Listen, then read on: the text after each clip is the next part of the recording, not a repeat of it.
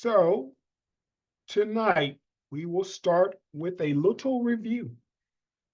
Okay. So I hope everyone is ready to go. And we shall start now.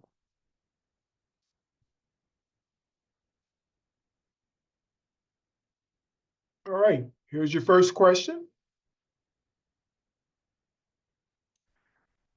Let's see, let's take the move.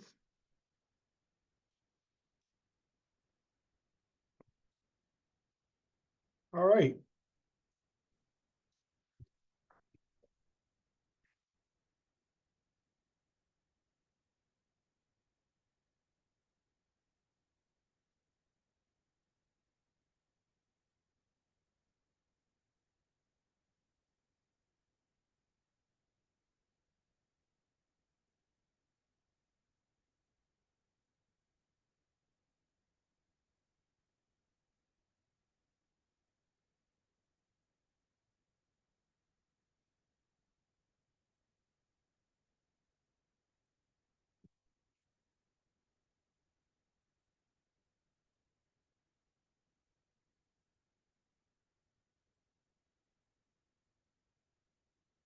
We've got 10 more seconds.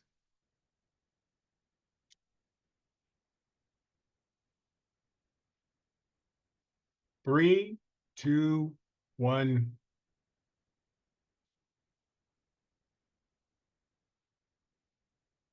Okay. So we can see a 74%, say 100,000. And that is indeed correct. Strand of hair is 100 microns, and there are 1,000 nanometers in a micron. So that leaves us with 100,000 nanometers.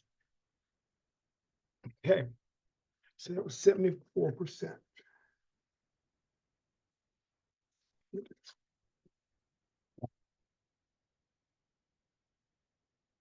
Okay, let's go to our next question.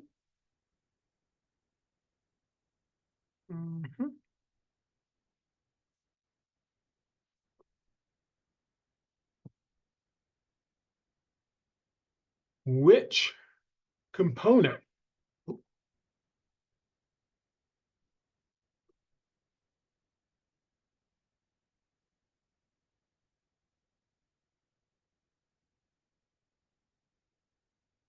okay, can we have our poll?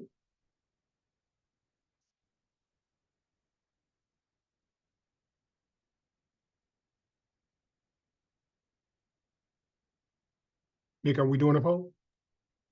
Yeah, sorry. It's for some reason it's still stuck on the last one. Oh, okay. We didn't see the poll.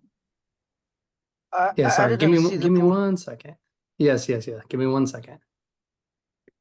Which components? There you go. Sorry about that. No problem.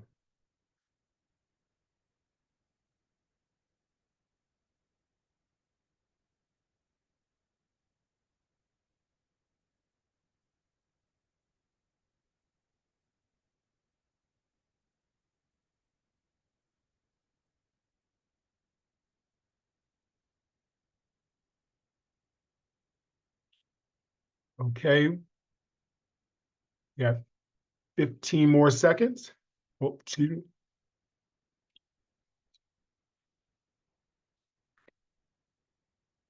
10 seconds.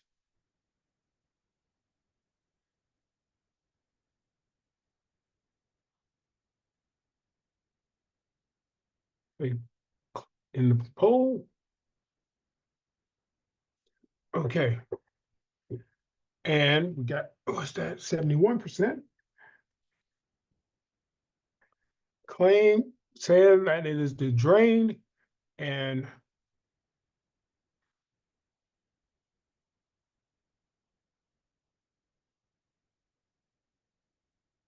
that is correct.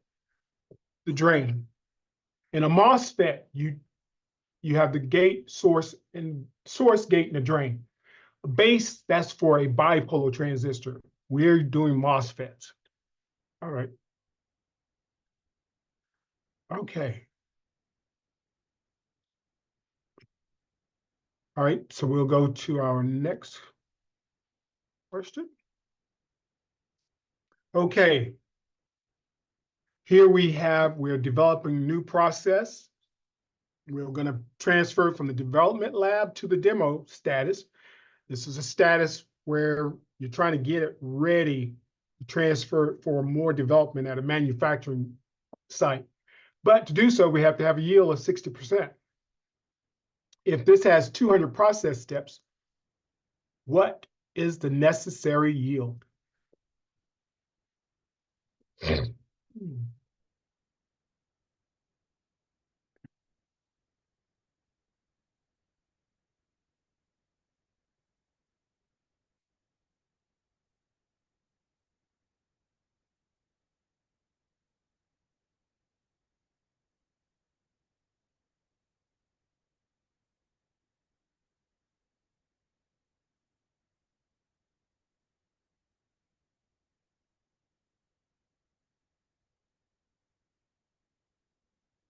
And we're going to 30 more seconds.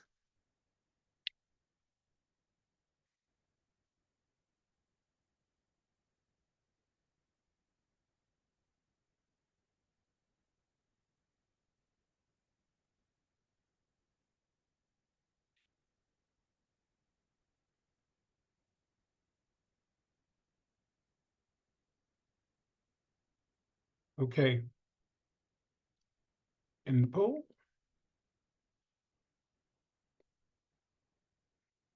Okay. We had a problem like this last night, but we were trying to get up to 90% yield. And this one,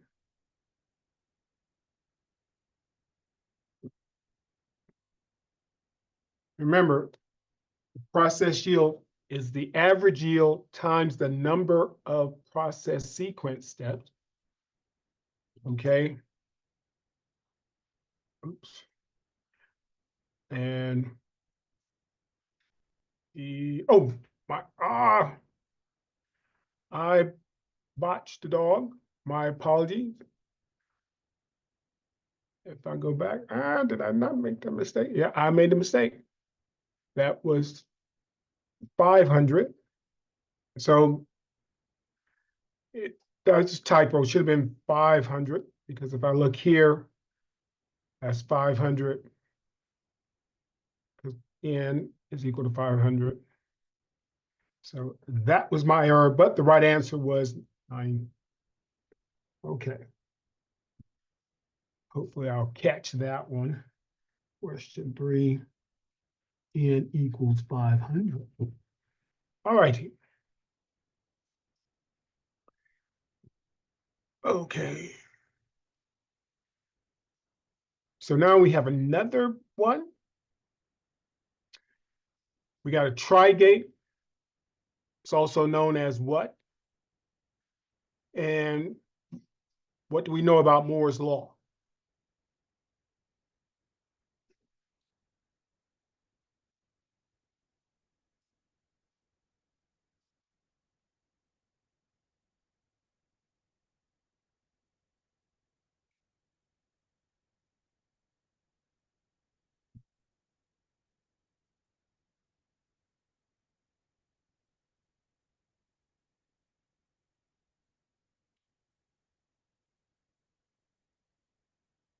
Okay,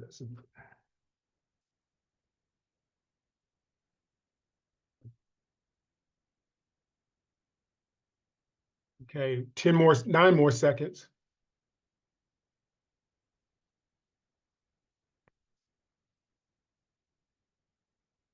All right, well.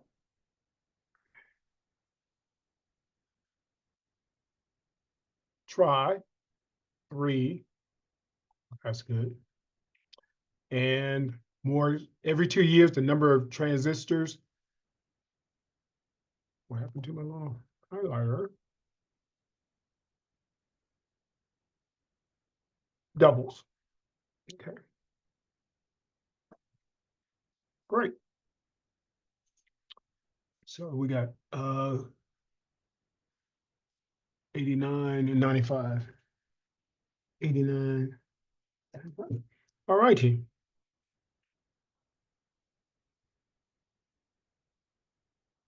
All right.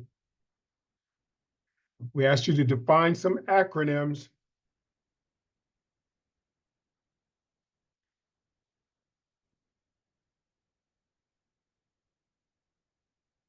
All right.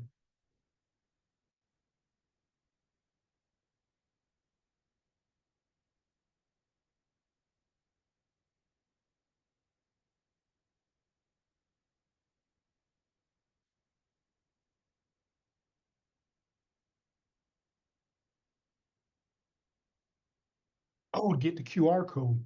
All right. Wow.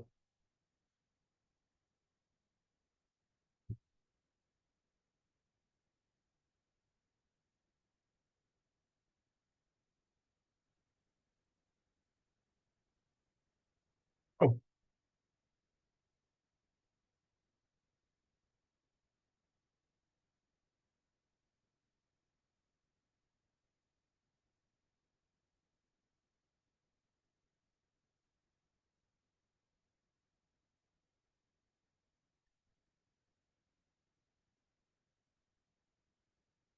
oh, this is so cool.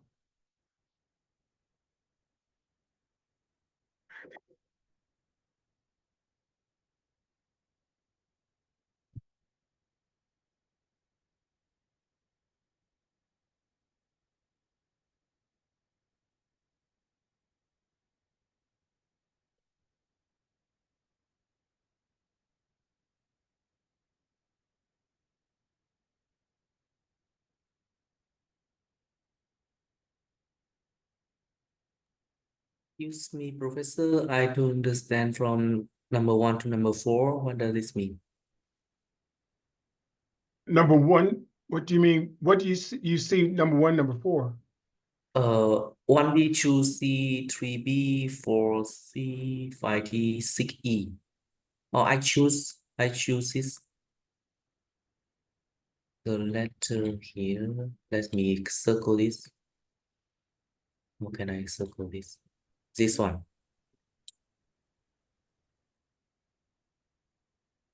Okay, hold up. Okay, so here,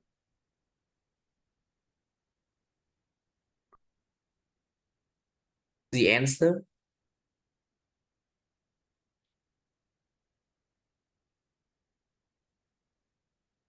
okay, so you want to match one of these numbers with a letter.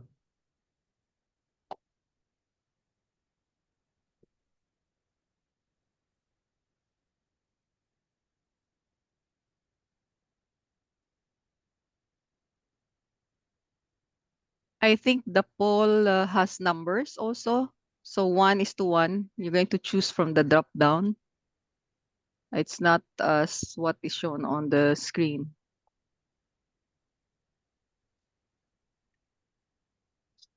So we already have chosen from the drop down what will be for number 1, what will be for number 2. I think that's what. Oh yeah, talking about from the drop down from the QR code. No, from the poll. The poll that you have given just a while ago. Yep. There's no QR. I didn't see any QR code. Oh, that's how, no, yeah, that's how I got it. QR code. Hold on. Let's stop and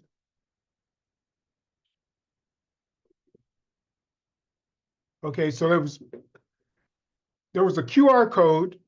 That's what I saw popped up. And then you go to that QR code, and then on your phone, I don't know how I can show this, it asks you for your email, then define the acronym. So you had A, then there's a drop down, and you sort of scroll through it till you find it. Okay, so let me do this.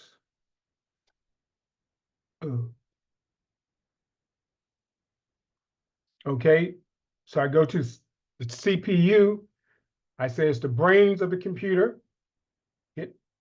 And then I, do another one. Scroll down till you find the answer. I/O. I/O.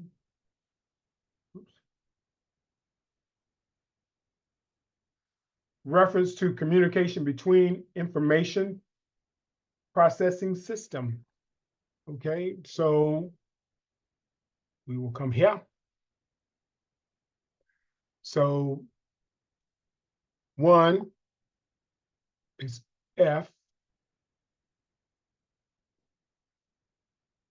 2 is input, output, I/O, reference to the communication between information processing system.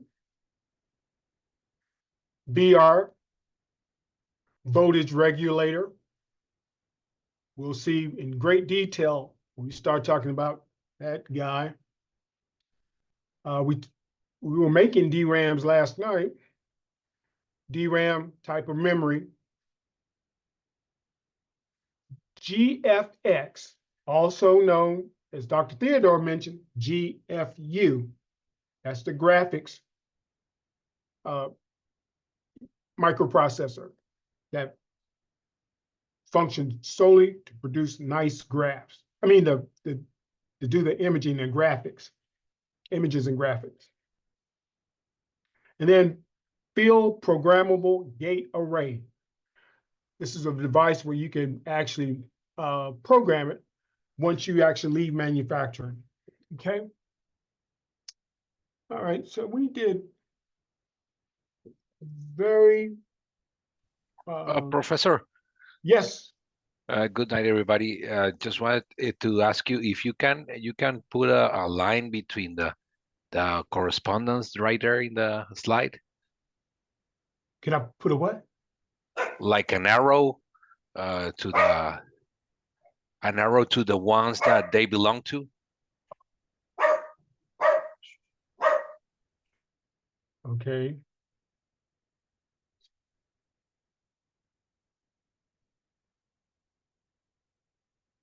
Okay.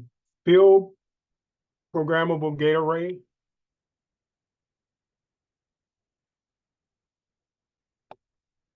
Okay.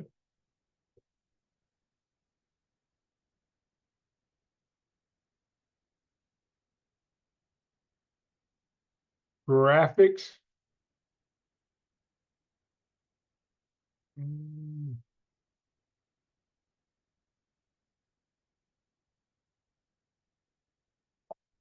Okay.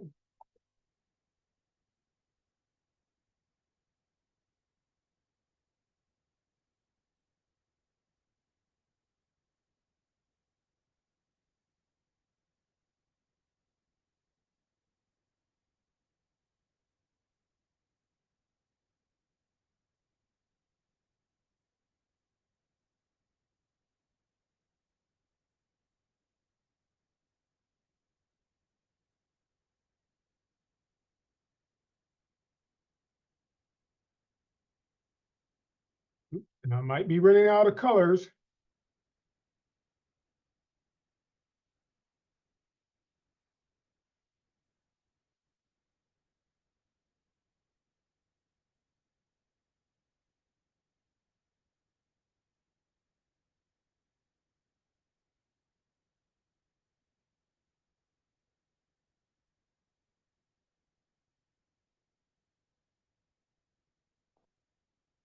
Okay, how about that?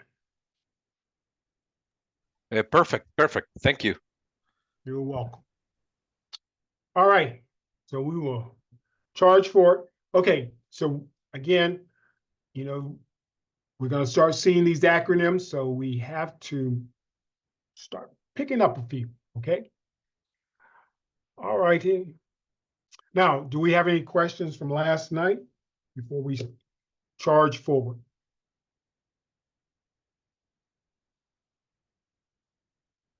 Then, with that being said, we will stop here and go to our first presentation of the evening.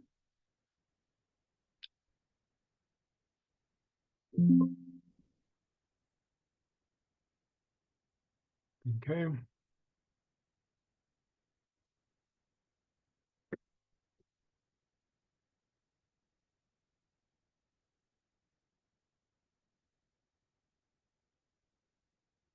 Okay. What is a package?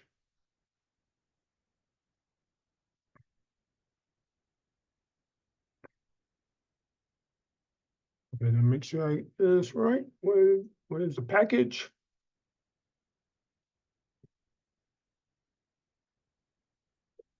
Oh,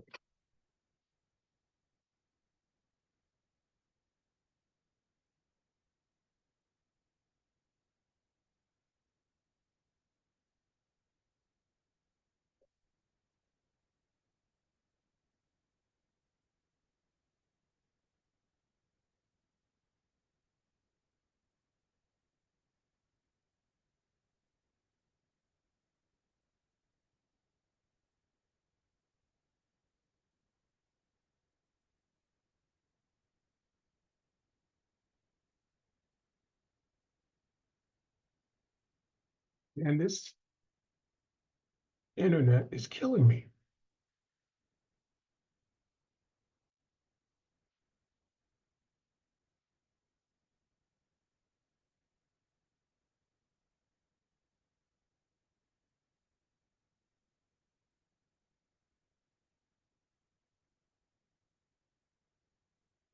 Okay, just now I got Zoom.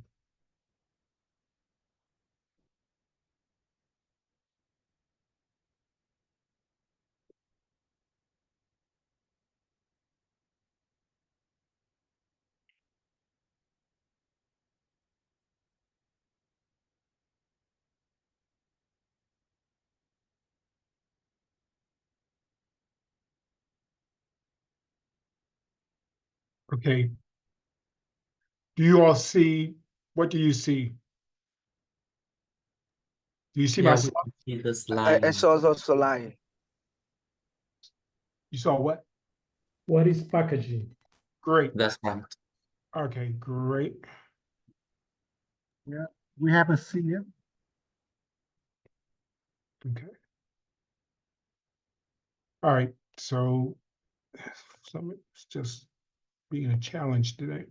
Okay, so today we're going to delve deeply into the package.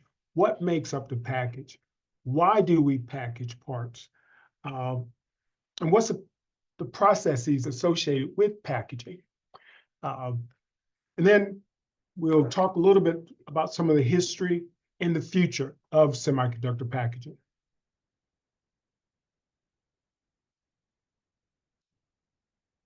Okay, that's all right. Just as we spoke about last night, that the package is this thing that is with the sole purpose to protect the silicon die. It's actually to provide input of power.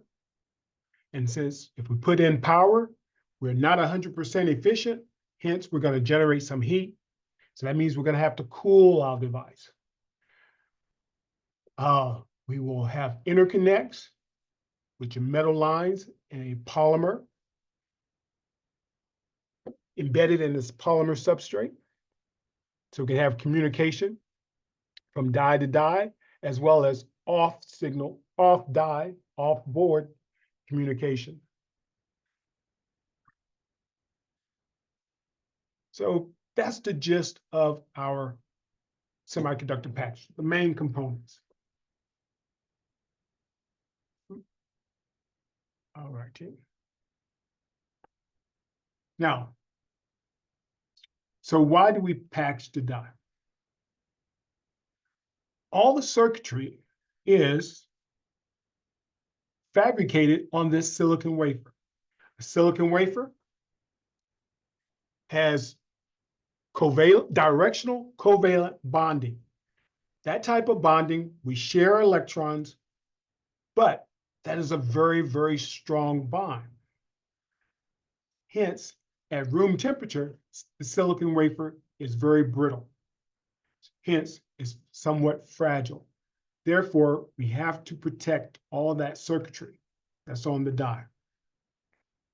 Okay, now we're going to package our die. Well, once we dice it, meaning we're going to use a diamond saw and go down the scribe line and cut our chip out from the wafer. Now we will take our chip and we're going to place it on a substrate. Here we have several chips that have different functions. Could be a CPU. Okay. And now we're going to place those chips onto the substrate and we're going to place a lid on top.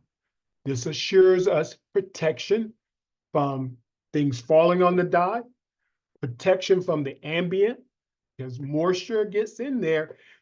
You have metal lines, they will degrade, and the polymer will degrade if hit by UV radiation, right? That generated by the sun. Okay, now once we have our package, we're going to put it on the board with other components. These components can be inductors, resistors, voltage controllers, inductors.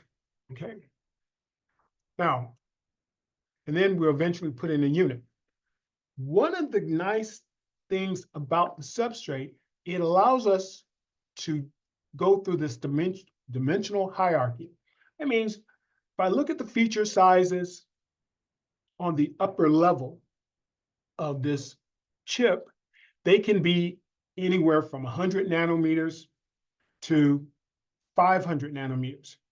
And we're going to take those, we want to go from that dimensionality to our substrate, which is going to be in half micron to a micron. Okay. Now we're going to make the substrate will make a connection to the board. So now we're going from that half micron, 1 micron to, 500 microns. And then eventually we take this board and we put it into our product, and we've gone from the nanoscale to the micro scale to the macro scale. Okay, so anything millimeters, that's huge, that's big. Now, one thing about, we said earlier, the package, okay, we got to get power in. So the circuitry will be important in terms of routing power, okay? And we will also use some of this routing to route signals. When we have power in our chip, again, we said earlier, it's not 100% efficient. We got to get the heat out. So that's going to be additional package. If on my lid, I may put a heat transfer object on it to help get the heat off. I can blow some air. That's why we can have fans in our computers. Just help circulate the air, help cool the device. Okay. We've already talked about it being fragile, keeping it from the environment. And one of the great things we'll talk about later on is this thing called heterogeneous integration, where we can optimize functionality while maintaining a small footprint.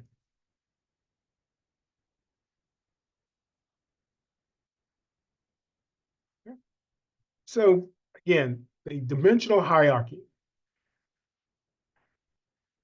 If we go to our 3D or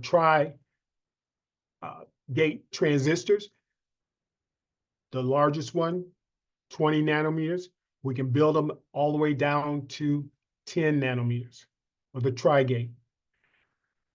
Okay, they can have 1 micron. We're going to go from the nanoscale to the 1 micron pitch scale by interconnecting on our die. So the transistor, if I could draw a really, really thin line, we'll try. My chips are right there at that interface. And we're talking about tens of nanometers, but we're going to transition by making this interconnect. We're going to transition to 1 micron pitch. Great. So now we have transformed the communication from 10 nanometer dimensionality to 1 micron. Now we're going to go to the package. Okay. We're going to take our die and the interconnects here. We have our solder balls down there. And we are going to place them on our package. Okay. So the pitch or the spacing between the bumps here is 50 to 150 micron. We're going to send signals through these metal lines. Oh,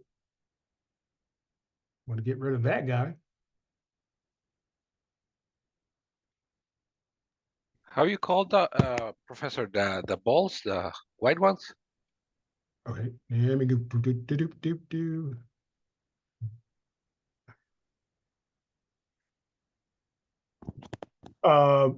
Come on, this one.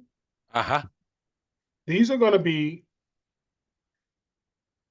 Oh man, my mouse is not being very friendly tonight. Oops. Solder ball. Ah, okay, okay. Sorry, yeah, 10 lead well, let me correct myself. In the old days, we would use 10 lead solder. There are some people still using it. It's not good for the environment. And in certain instances, it can be illegal if you start doing it again. So these are solder balls. The ones we prefer now are going to be silver tin solder ball, because silver in the water is not a problem. Tin in the water is not a problem, but lead in your water is a problem. So those solder balls are called C4 solder balls. Controllable collapsible chip connection. We'll see that later on as well, but those balls are called C4 solder balls. I'm trying, why can't I write with this thing? Yeah. Oh. Let me see. Well, the pen is not. Yeah. That guy's C4, like C, the capitals, the letter C for solder ball. Control collapsible chip connection. Okay. Now, this pitch is 500 to 1,000 microns. Boom. So now we take the package and place it on the motherboard. We keep the same pitch on the surface. And now, boom, we can communicate with other devices, other chips, take advantage of discrete components on the motherboard. And we will see later on tonight that that's important, where these discretes sit and how close they sit and which side of the board they reside. Now, if we look at the area, this thing, come on. No mouse. This is sad. Okay.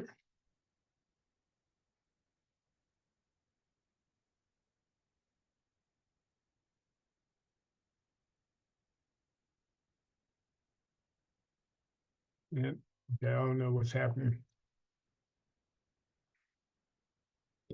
All right. Okay, so why not attach directly you know, why don't just put the chip into the computer? Why not just do that? Well, the reason we don't is that we want to take advantage of other components. Like in this case, here's a voltage regulator. We want it to be close. Why is this doing this?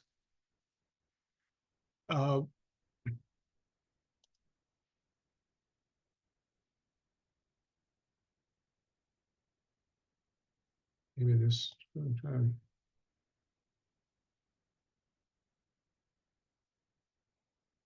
We want it to be close, okay? Because the shorter the distance, the quicker the signal can transverse. And then we also want to be able to communicate with other things like memory.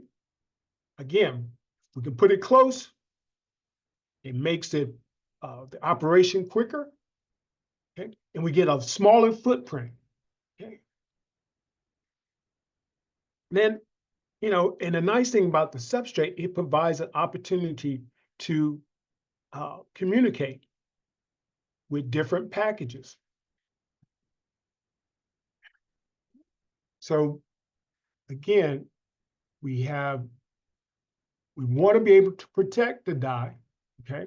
Now, if we say we just put it directly on the motherboard, we would be limited by the amount of functionality. Okay. If you notice here, by having the package, we have additional functionality that we would not have if we did a direct chip connect. Okay. Now, as my father would say, there's no free lunch in this world. If we look at these two structures, this is the direct attach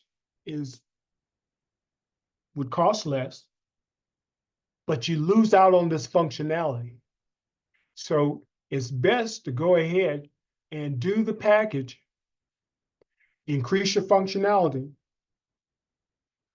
Now, and it's a trade-off, because in certain cases, you know, when you go to a more advanced process, it's going to take more money for the equipment as well as materials and labor.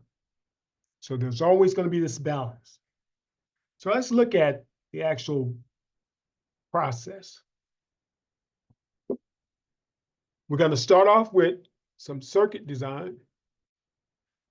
Okay, the IEs, we're going to, okay.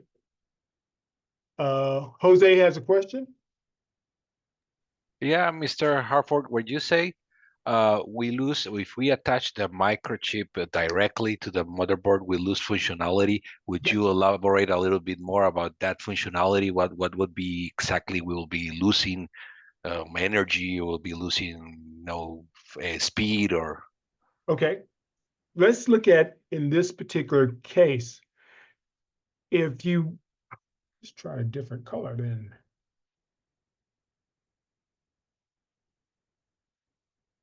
So in this particular case, I can communicate with certain, draw just above it. So in my die, I can communicate with different components on the die, okay? And now, if I go with the substrate, notice I have this connection to the C4 solder balls. Woo. Now, I have 1, 2, 3, 4, 5, 6. I have, in this particular case, I have 6 connections where I can, or we'll call channels, actually, what it's going to be. So I have these 1, 2, 3, 4, 5, 6 channels where I can actually do communication. And And don't forget, that's just on one slice. This chip is a square. So if I have 6, that means I'm going to have 36, okay, connectors. And so now I can fan out and connect with more devices, more chips. I should say, I can connect with more regions on my chip, but I can also connect with more chips on the board. So you just have, when you say more functionality, the more connections I can have, the more functionality that I have. More functionality means you can do more things at the same time. Got it. Thank you. All righty. Uh-oh. Kenneth. Hi, Professor. Yes. I have just a quick question related to the hierarchy levels. So, from my understanding, when we work at die level, we need to start looking at IR drop issues. In package, do we see the same issues? Do we analyze kind of issues? Yes, we will. Yes. Okay.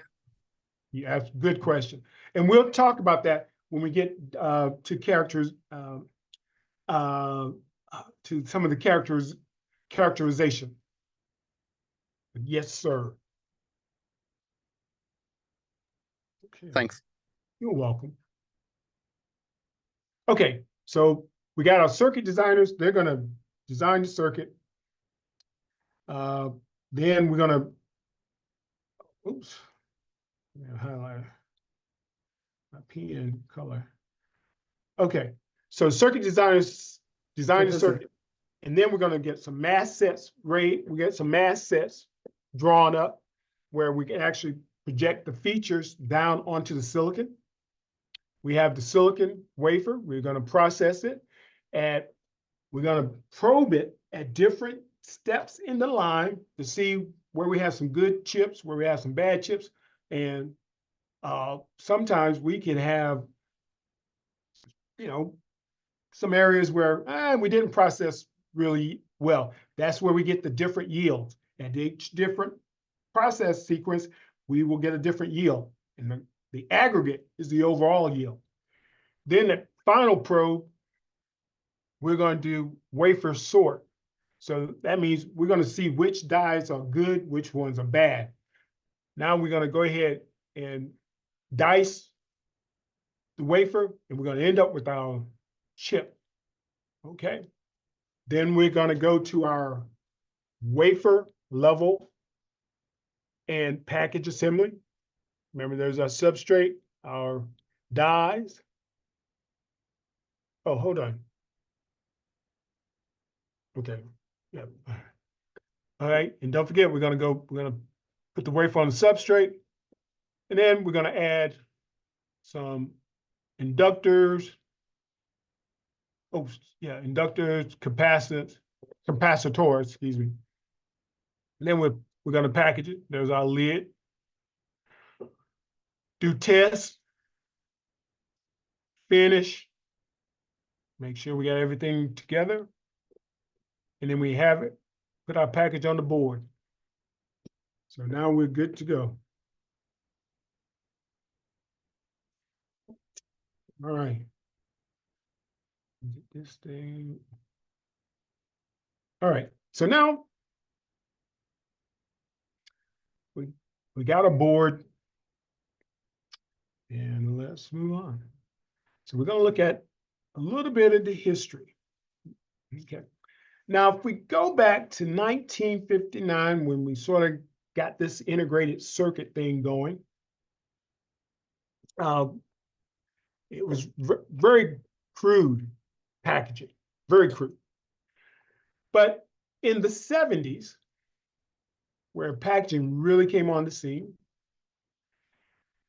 we looked at this is dual N-pin package. This is a guy, these were anywhere from, in like this particular case, 1, 2, 3, 4, 5, 6, 7, 8 Is that right? 9, 1, 2, 3, 4, 5, 6, 7, 8, 9. And we also had this, the mirror image on the backside. So this is an 18 pin. These type structures went as high as 60 to 70 pins. And back in the 70s, they were wire bond. We'll look at those later on. Lead frame, not good. Plastic and ceramic housing. This one is actually a ceramic housing. But the drawback, dual end pin, low pin count. So you don't have you do not have high functionality. Now, if we go to the old country, here's old EEPROM, electrically programmable memory. Has little windows so you can shine light and program the little device. And then in the 90s, we went to a flip chip. That's where we used those C4 solder balls and we made a connection, boom, to the other side of this guy. And each one of those connections was associated with a pin. So this is so now we have a lot of pins, pin gate array, okay? And these devices increased the functionality substantially. And they were found in workstation. And then they started finding themselves in mobile devices, okay? Then we went to the lead-free flip chips. Okay, remember earlier we had the C4 solder balls that were originally tin lead solder. Now we're free of lead. We're utilizing our flip chips. Okay. The nice thing, it led us to high counts with LAN gate array. Gate array. Okay, those are the connection. And ball gate arrays. Ball, we're going to have C4 solder balls coming down to a connection. Gate array, LAN gate arrays, we're going to use the fancy pins. 2000, servers became the driving. Well, probably say it was neck and neck between servers and mobile applications.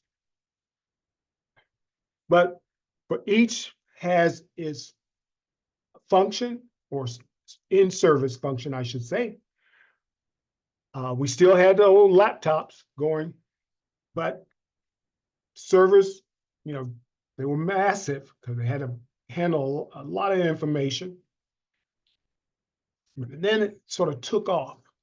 Now, here, if I go back to this guy, we're talking only a few hundred transistors.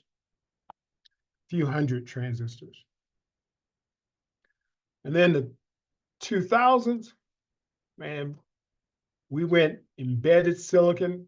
We'll talk about these silicon imposers. Heterogeneous integration came on the scene. We had these high bandwidth memories. So we're talking about high density memories that communicate very, very quickly. And there was research on silicon photonics. As opposed to making connection with copper lines, we will actually use photons to actually send a signal. And we have an A missing. This should be field programmable gate array. Okay. And we saw a lot of servers. 2000, they are driving the industry. And like I said, here we will have our chiplets, I should say, on a silicon interposer. The silicon interposer is just a silicon substrate, in this particular case, cut into a square that has holes in it through via holes, copper filled with metal, like copper, So I make a connection through the silicon to the substrate. Just again, the functionality just goes up by orders of magnitude. And then on some of the servers, these now you're talking about chips or chips that we're not talking 100 of transistors. We're not talking millions of transistors. We're talking billions of transistors on a chip, a server. We'll see later on that that's great in terms of computing capability, smaller footprint, reducing the price. But when we're going to see there's a problem when all those chips start turning on and off. And that's going to be a challenge for us when it comes to power integrity. But we'll get there in hopefully our next lecture. Come back to Moore's Law. We've talked about it and we will continue to talk about it because this thing about the scaling, if we remember our scaling issue, it improves performance, of course, and the cost per cost per transistor is halved every 2 years. And because originally the observation was every 18 months, but then it was modified to every 24 months. Now, why we're so adamant about thinking about Moore's Law? Well, one of the things you had to make a decision. Do you want to deliver at low cost? So I want to try to get the chip low cost with the same features. Or do I try to get higher computing, more power, more functionality with the same die size? So that's, even though we kept saying we're going to follow Moore's Law, but sometimes you have to make some hard decisions. Are you going to drive for a lower cost? In the early 90s, DRAMs dictated the industry. So DRAMs, every 18 months, a new generation of DRAMs would pop up. And it was still just trying to drive the cost down. And then about 2000, the microprocessor overtook DRAM as a driving force. So now people came back and said, hey, we want higher computing, but the same size die.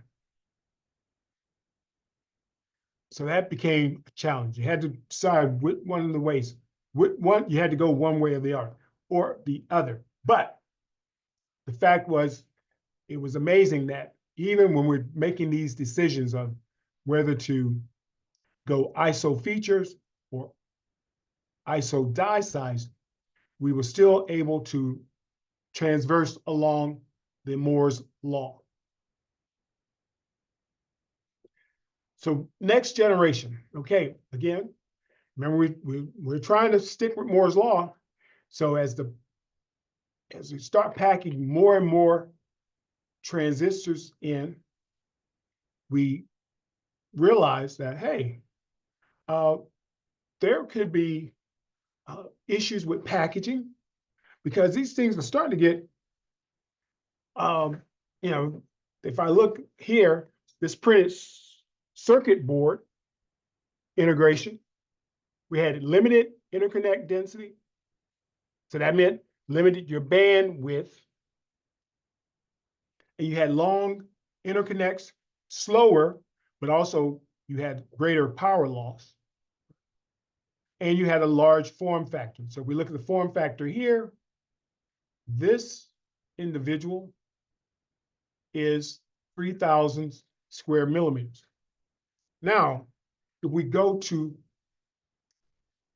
this heterogeneous integration, what we're going to do, we're going to put our CPU on a board right next to our memory. So now short distance, fast interaction. Where if you look over here, Uh,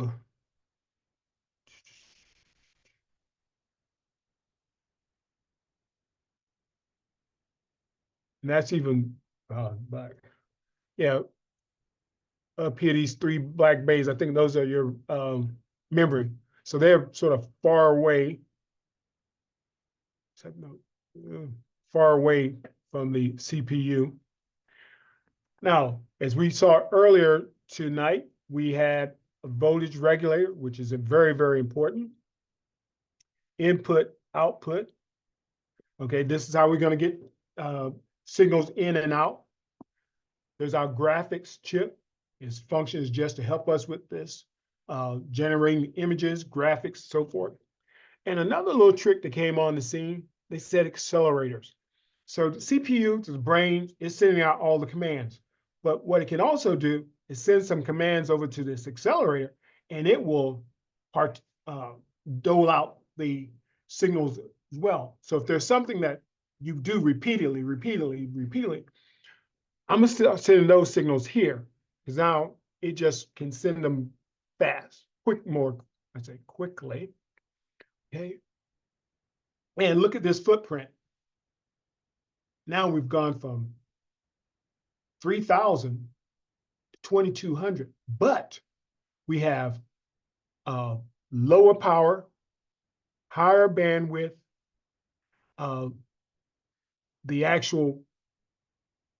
this beast is larger than the reticle die, and we won't worry so much about that just yet. It's heterogeneous integration because we have different components on the same substrate. Okay, so we got our memory, voltage controller, input, output, CPU, accelerator, and our graphics all together in a very short distance.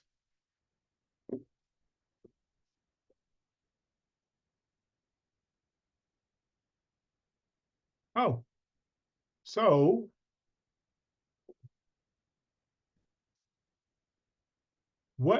let's take a moment for inquiry. I want you to think about this question. What are the functions of the semiconductor package? And if you had to come up with another phrase for heterogeneous integration, what would that be?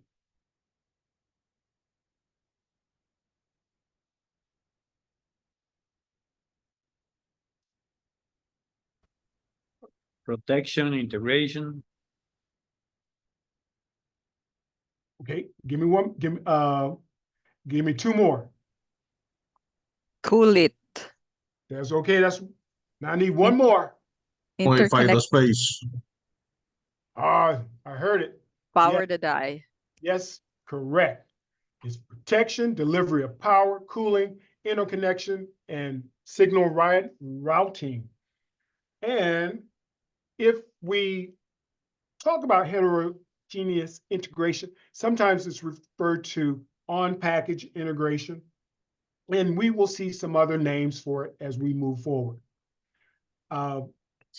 Chip on package is another one. C, little o, P. We'll see there's so many, okay? But as long as you know what heterogeneous integration is and what it does for the device, for the overall system, you're good to go. So with that,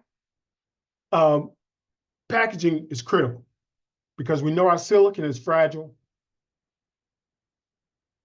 It facilitates the power and signal management, okay? And it helps us with cooling, and it helps us in this dimensional hierarchy so we can go from various length scales. And again, the heterogeneous integration is the key to increasing the functionality exponentially. All right, so with that, do I have any questions? While I struggle again.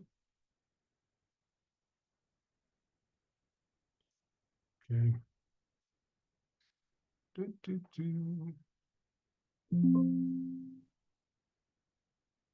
Okay.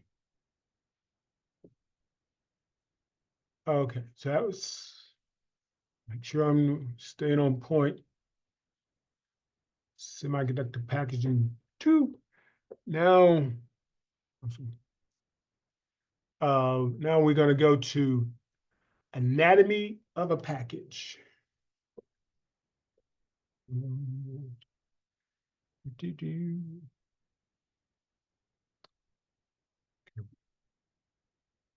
What?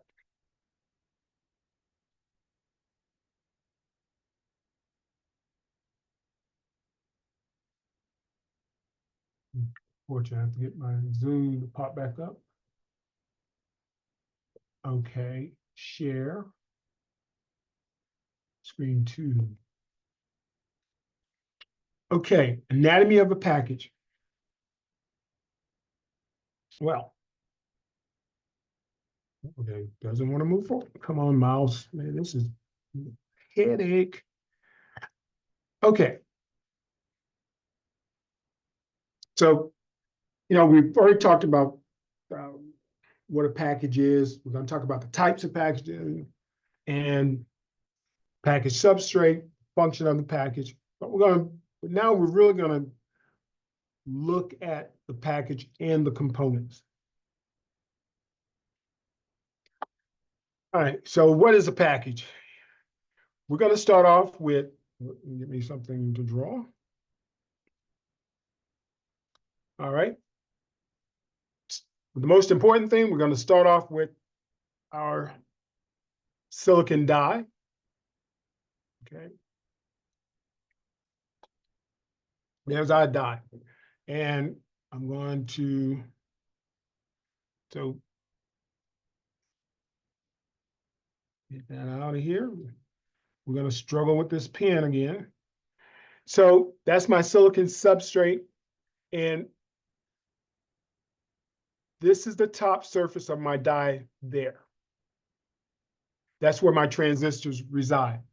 And on a typical silicon wafer, if I start looking at the substrate, I'm only going to be utilizing the first half micron at best of the actual silicon wafer. First half micron.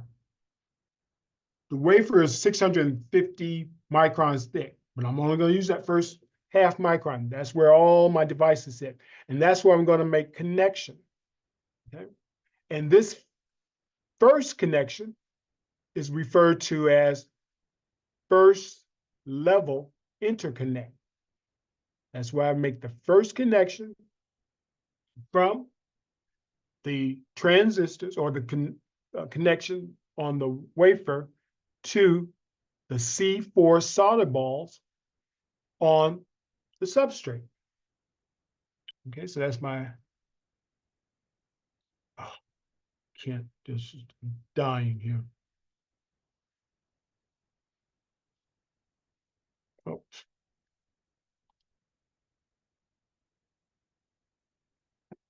Okay. So there's my C4 solder ball. This has got to be, I'm gonna go back to my marker.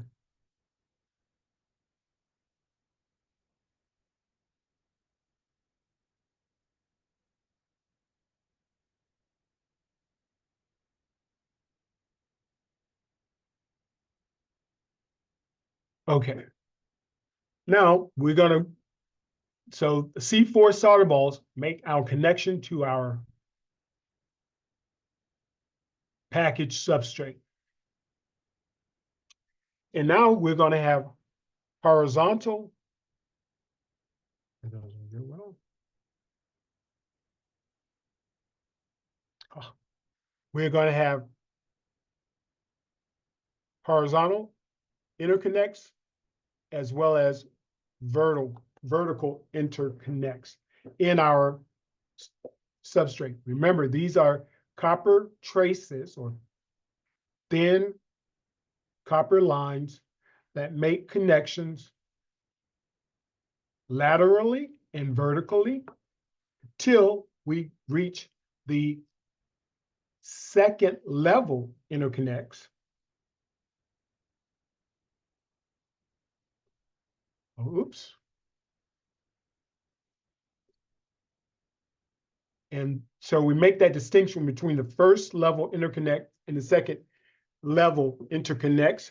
And Kenneth has a question.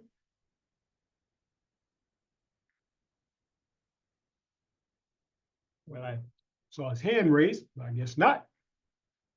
Okay. And if you have a question, if you don't want to raise your hand, put it in the chat and we'll try to catch that as well. Okay, so this is the 4 major components of our chip. The substrate, well, no, we can get the order right. The die, first level interconnect on the package, and then our second level interconnects.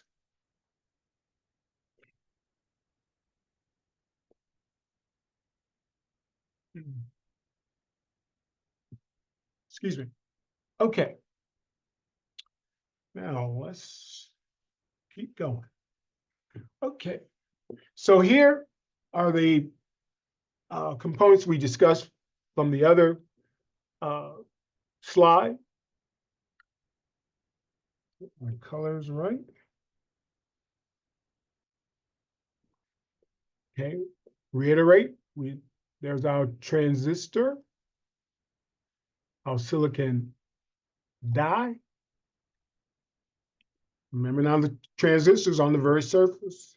And there's our first level metallization. I mean, first level interconnect.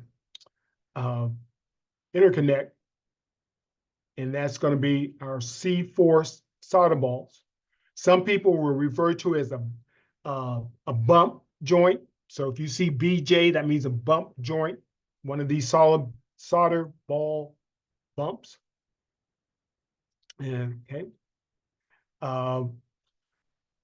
And here we have our land grid array or ball grid array. Okay. So this is where we're going to make our connection. So let's continue on looking at our package. We're going to have this thing called underfill.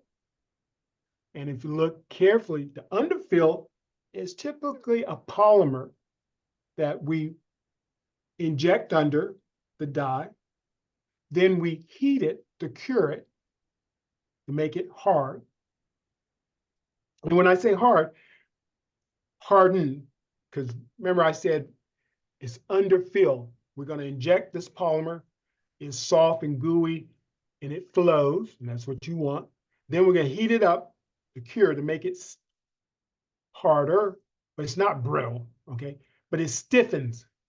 So it provides mechanical stability to our die. Okay, so we put that all around the die. And okay, so it protects the joint, the connections, C4 solder ball, as well as provide mechanical stability. Then we're going to have land side components. Land side is on the bottom. Okay, land. Think of the earth. Okay, facing the earth. That's going to be land side component. That's going to be our capacitors, resistors, inductors. Okay. Die side components. Okay, again, that's going to be capacitors, voltage regulators, inductors up there. Could have some resistors as well.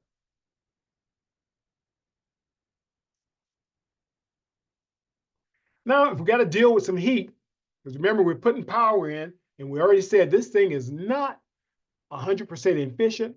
So what we're going to do is get us a little thermal interface material, okay? TIM, so you'll see that a lot. Oh, TIM. That could be a solder, it could be a polymer, something soft. It could be a phase change material, meaning it's soft and gooey, at room temperature, but when it gets hot, it'll even flow a little bit and sort of expand. So it makes a good connection between the die and this big copper heat spreader. Copper, a metal, metallic conduction, meaning it has valence cores with a bunch of free electrons, and those free electrons are available to conduct heat. And since it's a nice soft metal, we can machine it to the dimensionalities that we want. And then we're gonna, we gotta make a connection. Now, we have to remember, so you got a polymer and a metal. Usually when they're in macro scale, they don't stick well. So we're going to use an adhesive to stick them together. Okay. So not all, not all packages are the same. Okay. They'll have different features, and that's the way life is. But these are probably the most common features on a semiconductor package. And I see Jose has a question. Yeah, Mr. Hubbard, my question, and excuse me if I'm wrong, but I remember that copper it's quite fragile on oxidation. So how do they solve that problem in microchips? Or they put another metal with it, or yeah, usually with copper, copper, you got a couple of choices. Now, remember I said copper is metallic, so it's nice and soft. Sometimes it's a little too soft. So what you can do is add either a little silver, that'll solid solution hardening, but that's expensive. Silver, I mean, relatively to copper. So what you generally do is put some nickel in, small amount, 1-2%, and that'll give you strength, okay? And that'll give you your oxidation resistance. But yeah, but you don't want to put this copper in a great big old with a lot of steam. That's, again, as we said earlier, that's why you will have a can or a lid that you're going to put on the device. But thank you for bringing that up. I appreciate that. Thank you. And then we're going to put our little lid up. Okay, hold up. Got another question. There's the lid we got. Okay, Jose? Oh no, I think the hand is from Kenneth. Kenneth, oh, Kenneth, do you have a question? I have a question, but in fact, I haven't asked it in the chat. So my question is, what kind of insulators we use for package in this case? You went in and out on me. Say that again. What kind of insulators we use to generate all the layers in the package? Oh, the insulators? You're talking about? Yeah, that's right. Right here? Yeah. Okay, this will be a polymer. Okay, let me step back so I can show you how old I am.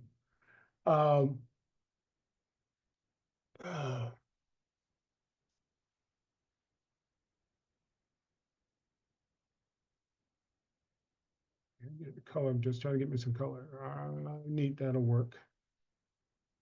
No, that won't work.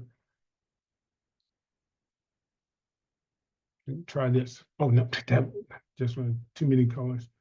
Go with the one that works. Okay, so there's our copper line or copper interconnects, our solder ball, okay, and then a trace. These are going to be metals because we want them to have good electrical conductivity. and we need a dielectric. So today, we typically use for printed circuit boards a polymer that's embedded with some type of stiffener. It could be particles, fibers, could be powders. You know, there were some people use carbon black long time ago to strengthen it. It could be polyamide. They have one now that's FR fire resistant 4, again, a polymer. But we put fillers in to give it good mechanical strength, stiffeners. Now, back in the early 80s, IBM had ceramic substrates.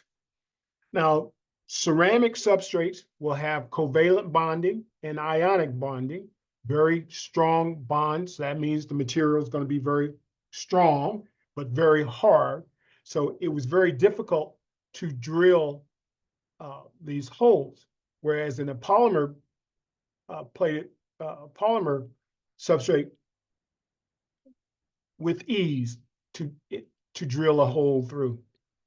So what they did was they would take sheets, like each one of these layers would be a ceramic green sheet that they made from a slurry. So you make this green sheet from the slurry, and then we are going to put some molybdenum. We're going to drill the holes in these really thin sheets, and then we take some, no, wrong color. We take some molybdenum paste and draw lines on it to make interconnects. Soon these were thin. All the lines should be thin. I can't rotate it. So we have some lines, but then they would come in this soft green sheet and drill the holes. Okay. And you say, okay, very thin green sheet. It's only about 1/10 of a millimeter thick. But now you got to stack anywhere from 50 to 100 of these beasts together, stack them. And then you're going to press them and then fire them at 800 degrees C. Oh, no, it's anywhere between 800 and 600 degrees C. And that would make a ceramic substrate. So now, let's think about this. So now you got this thick piece of ceramic with all these lines in it, and they decided to put bipolar transistors on top. Anywhere from 60, there was one that had 64 bipolar chips on top, and the big package had 100 bipolar chips. Bipolar chips, bipolar transistors, they generate a lot of heat, a lot of heat. So the can that we put on this thing was an aluminum can that came down, had these pistons that would come down and touch the wafers. And we had, that's overdrawn, but there was a 3 centimeter water line coming into this thing just to cool it down. So now you got house chill water coming in here trying to cool this beast down. So you can imagine how hot this thing was. This thing could get up if you didn't have the water there, this thing would get up to about 200 degrees C. And that is incredibly hot. So that's why we moved away from the ceramic substrate, went to the polymer. We can fabricate it much easier. We can process it, put some stiffeners in there, get some mechanical stability. And we don't have to worry about trying to sketch on individual green sheets and then stack them. Now, you could just, you do the same approach, but it's much easier to work with polymer sheets. Yeah. And then we've actually done much better in terms of thermal conductivity, removing the heat by introducing these TIMs, oop, that's too dark, as well as the heat spreader. Okay, got a question. Jose, I can't see the other hands, but so Jose. Thank you. Yep. So yeah, I was wondering, like, how important is the thermal management of the heat that is coming from the outside when you are soldering this into a PCB, for example? So how is this taken into consideration, and how important it is from your experience? It's important. Don't get me wrong. Now, let's think about it. Under the hood electronics, we have under the hood electronics, right? You know, car under the hood, I'm assuming 50 degrees C, easy, maybe 60 degrees C. So that's, remember we said the lid, part of that is protection. So you want to have some air flowing over the device, okay? Fan, and it's quiet's been kept. Silicon is less efficient the hotter it gets. So you want to cool it if you want that devices to remain efficient. So when we talk about thermal management later on, you'll see people who will say, hey, we're going to have some fans blowing, cold air blowing, and you will get as far as submerging the computer in a cold ambient, as well as there's some, you know, some of these quantum computers, they actually will dip them and operate them in liquid nitrogen. Crazy. I mean, there's research in that area, crazy, but you would think, wow, it wouldn't work. Well, electrons in silicon, when they travel, you know, if the atoms are hot and bouncing around, you're going to get some scattering. So your conductivity goes down, resistivity goes up. But if you cool it, the atoms don't shake as much. So when the electron comes by, the scattering is minimal. So we will look at situations where we want to keep the thing cool from the outside ambient, but we're going to heat it up too. So we want to try to get that heat out as well. So the goal is whatever temperature range that your device is, that the designers have spec'd it to say, hey, we want this die to only see this temperature range. When it's in operation, it will be your job as a semiconductor packaging engineer to design and manufacture a system, whether it be just the integrated heat spreader, the TIMs, whatever it is, to make sure when this device is operating at its optimum range of performance, meaning temperature and how much power you're getting in there, you got to make sure you can get that heat out, or make sure you don't let the ambient alter that operating temperature range. Professor, if you don't mind, I was actually wondering a little bit more about the process of soldering, because I think the temperatures of operations are, of course, an issue, but I was thinking, like, let's say we're going to solder this package, and then we are going to apply, eventually this solder paste will melt at 300 something degrees. So this is a very high temperature for a very short time at the very beginning of the life cycle of this chip. So that was actually my question. Like, in your experience, how is this taken into account in the design of the packages, this little time in which you solder this into a board and subject it to very high temperatures? If I didn't know, people are going to think you and I are working together. Because, yep, you're right.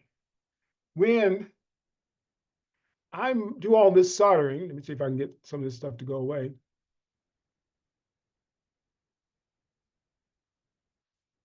Okay. So now we've replaced this thing with, now we've gotten rid of our 10 lead solder ball. We got the 10, oops, wrong color. Oops. Do. All right. Oh man, I gotta erase that. It's killing me. Do. Okay.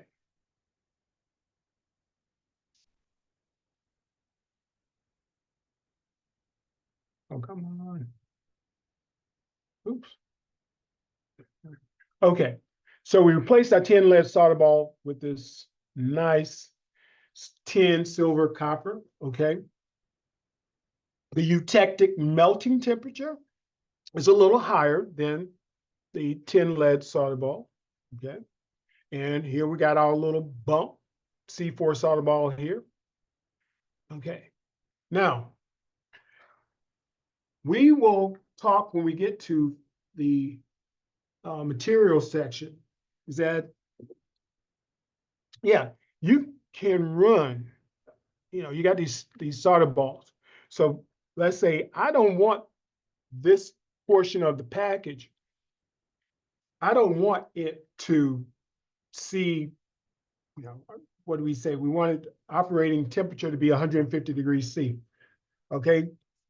I don't want that. Now, so what, if I don't want this to see any temperature greater than 150 degrees C, I got to make sure my thermal conductivity, that I can get that heat off of this silicon. I got to get the heat through the silicon, through the TIMs, onto the copper, to this surface. Okay. That's where the thermal conductivity is going to be important. And we'll talk a little bit about that. We'll mention it here. Level 2, when we talk about thermomechanical properties, it'll be in more detail. But the key is you want to design this thing so that if you generate this much power, heat is going to travel from the hot to the cold. So as long as I make this surface much, much cooler, the heat will be drawn in this direction. Now, but that means that the thermal conductivity has to be higher as I move away from the silicon wafer. And also, it's going to behoove me to thin down the silicon wafer. One of the things we didn't talk about after that final probe, you flip the wafer over and you back grind. Because remember I said originally starting off, that silicon wafer is 650 microns thick. But I'm only interested in the first half micron. So what am I going to do? I'm going to thin it down, thin it down, thin it down, thin it down. So by thinning it down, this distance that the heat has to transverse is much smaller. So it'll get across quicker to the integrated heat spreader, which is going to spread the heat out. Look at this surface area of the chip, then look at this surface area of the integrated heat spreader. Wow. So all that surface, if you got convection, so I got wind blowing across this surface area, it's going to be much, much more effective in heat removal. So that's one aspect. Now, you're right. If we go too hot, we have to worry about things like fatigue. fatigue, example, get a coat hanger, bend it. Eventually it will break. That's from fatigue, cyclic fatigue. And then you might, the worst thing you do, you get a little crack. And I get a crack in one of these C4 solder balls, or I don't get a good connection. Every time it heats up, it'll go through a little fatigue. But then say it doesn't, you take it to an elevated temperature and hold it, the defects will start to travel and it will fail over time to creep. Okay. And we'll talk about those failure mechanisms we get in the materials. So that's why it's going to be very, very important that we operate in the correct operating space. Because you don't want to go, if this thing is meant, and you know, there's some cases, they'll be spec'd at operation 85 degrees C.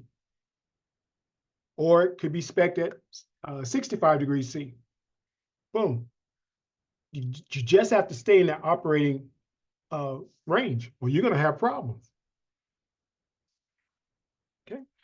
So here's a nice cross-sectional SEM, scanning electron micrograph of this area.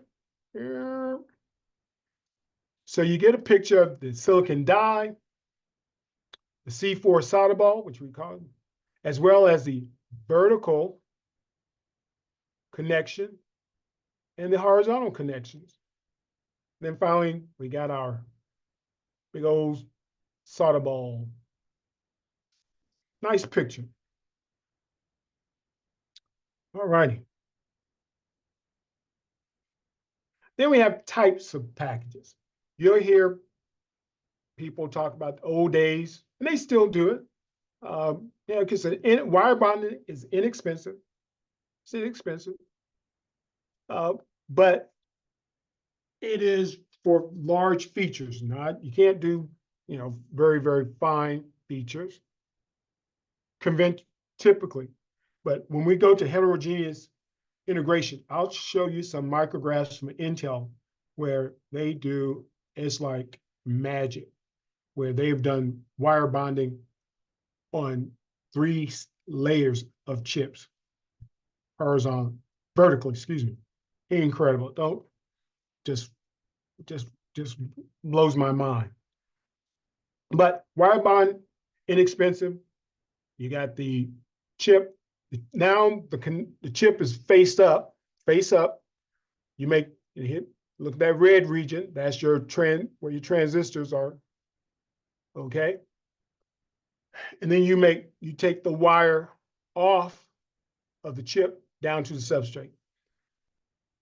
And then you come back, you put a mold, a polymer encapsulation to protect it. Inexpensive, great. Okay. Now, okay.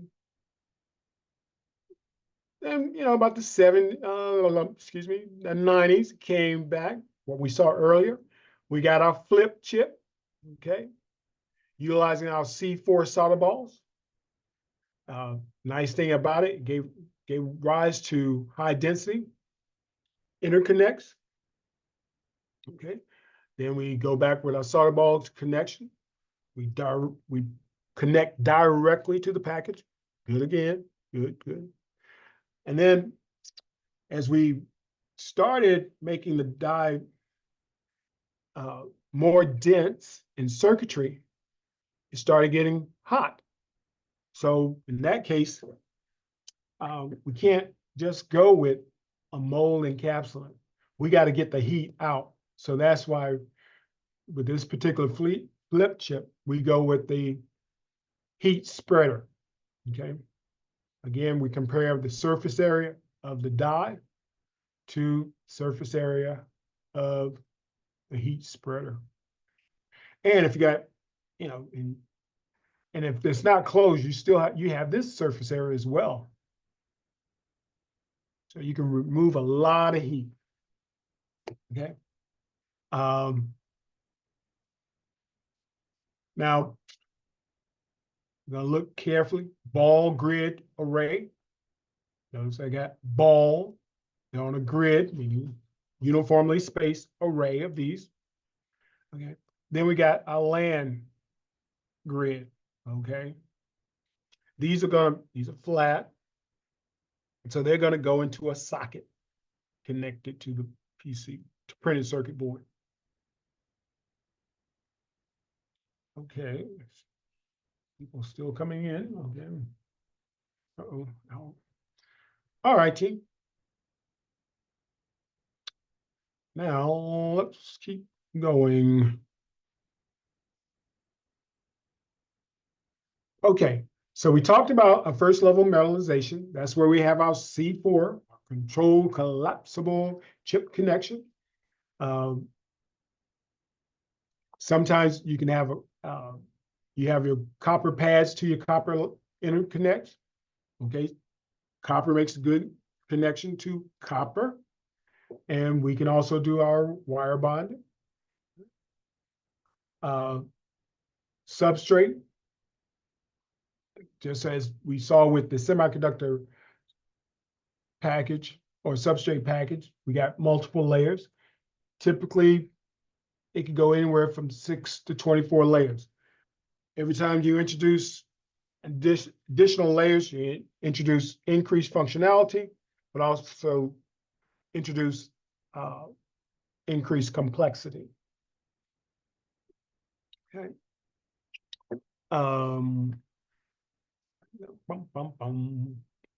Now we'll go off looking at second level interconnects.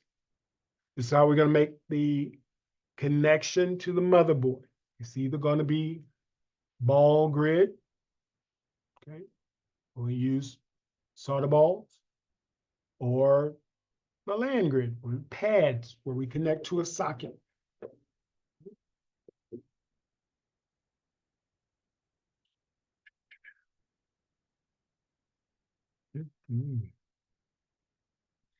Okay. Now, here's an example of a 12-layer substrate. Here's our, this is our substrate. Now, we don't show it here, it's sort of bizarre. It's got 1, 2, 3, but imagine that we had 12 layers, okay? We're gonna have one for, there's connections for input, output. We're gonna have ground planes. This is where you're going to tie some of these planes to ground. We got power, so you got some power planes. Okay, so we're going to get power in. This is going to be on the high side. This is going to be on the low side. Then we have additional I/O connections. Now, to make this even more, no, I shouldn't say more complicated, to get a better view of this thing, okay? We can look at how you could wire and introduce all this incredible functionality. By each one of these interconnect layers, we will have traces printed so that we can make connections to the chip, make connections to other components, as well as make connections to lower levels. Now, so that gives me the ability to move horizontally as well as vertically in the package. So every time I come with, as I said before, every time we get a additional level, we introduce more complexity, more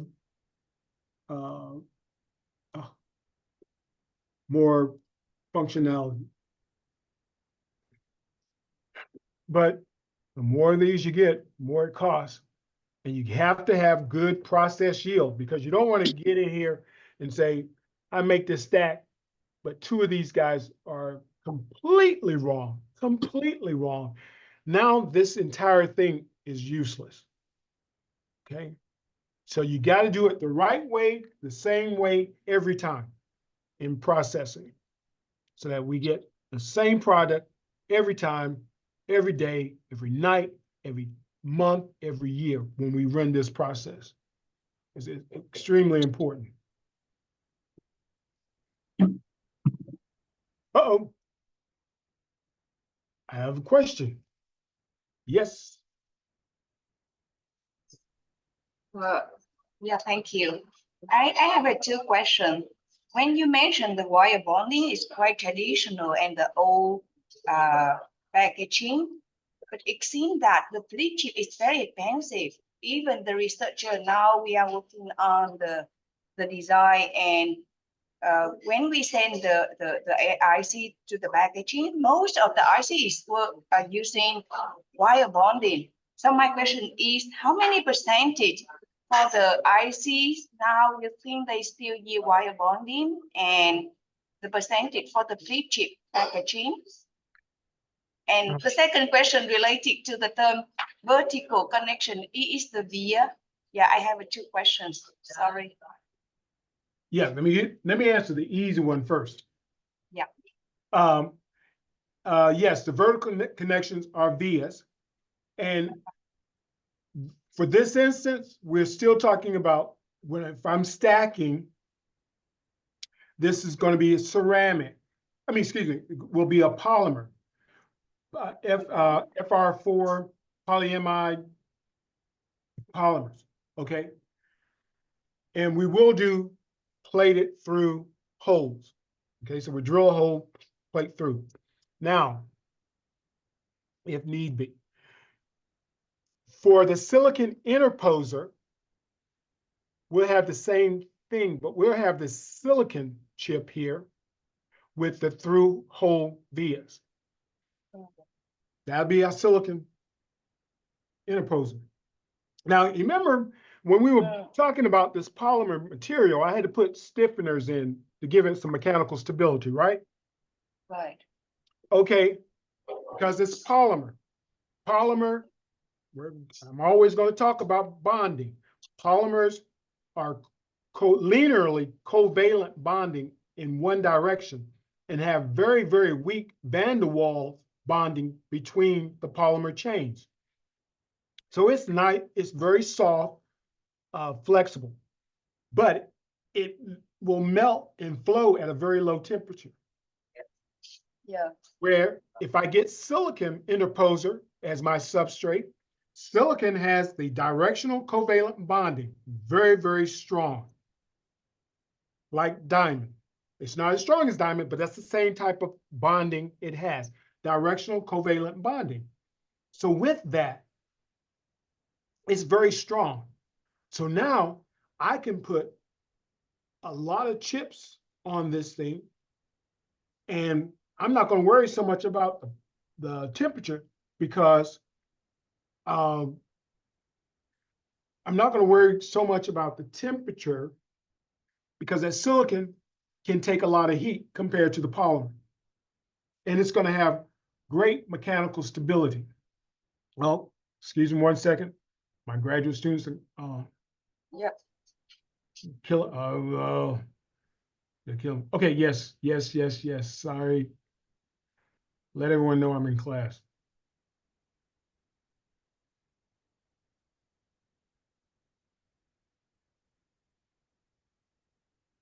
I apologize. I forgot to even let my crew know. If I don't show up we have our meeting at 7 o'clock on Wednesday night. If I don't show up, they will hunt me down. Okay. So when we go with our silicon interposer, it's going to have great mechanical stability, dimensionality. It's going to be very secure. That means, because polymers, they get hot, they can distort. Whereas my silicon gets hot, it's not going to distort unless you get it up to like a 800, 900 degrees C. And I hope we're never operating at such temperatures. Okay. Did I see another hand?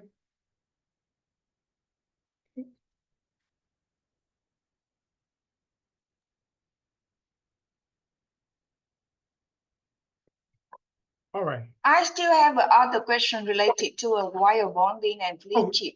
Yeah, thank you. Okay. Yeah, Wire sorry. bonding is still a valid process. If I think about this, if I'm making a voltage controller for your car, for the if I'm making a voltage for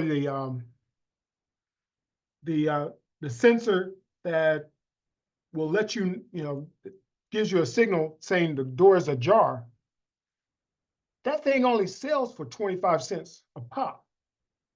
So am I going to use something expensive as C4 solder balls connection for that? And I only need 4 to 6 connections. Do I need high density connection? No. Do I need an expensive connection? No. So if I'm doing like high-end microprocessor, yes, I want the densest connections I can get. And I'm willing to pay that. That's why you pay $1,000 for a microprocessor. And that's why you pay. Professor Alfred, this is David. I just happened to log in. I think the student asked what percentage of the market is wire bond versus flip chip, if I understand correctly. And the answer is about 80 to 90% of the market is still wire bonds. Thank you, Dr. Theodore. Oh, you're welcome, Professor Alfred. Okay. Yeah, thank you. And I apologize, I missed that portion of the question. No, but it's crystal clear to me on the flip chip. Thank you to Professor. Thank you a lot. Yeah. Okay. Dear Professor, can I add a question? Sure. Okay, thank you. So my question is related to the substrates. So I'm wondering about the circuits inside the substrates. So we need to design, specify for the circuits. I mean, for each type of chip, we need to design a different circuit, right? Okay, could you repeat that just a little slower? Okay. My question is related to the circuits inside the substrate. The circuit inside the substrate, okay? Yeah. So in the substrate, for different kind of chip, we need to design different kind of the circuits inside, right? Yes. Yeah. Yes. Now, good lead-in. Okay, now I want you to hold that thought. Hold that thought. Okay, so now if you look, here's plated through holes, looking at cross-section of our substrate, okay? And then we have what they refer to as a build-up layer. So we're gonna have one layer, the core. The core is gonna be where we have the through plated holes. Highlighter. Okay, so this is our core. We need that to be a little bit stronger, okay? Because I'm gonna have to drill a hole and put this thick copper line in there.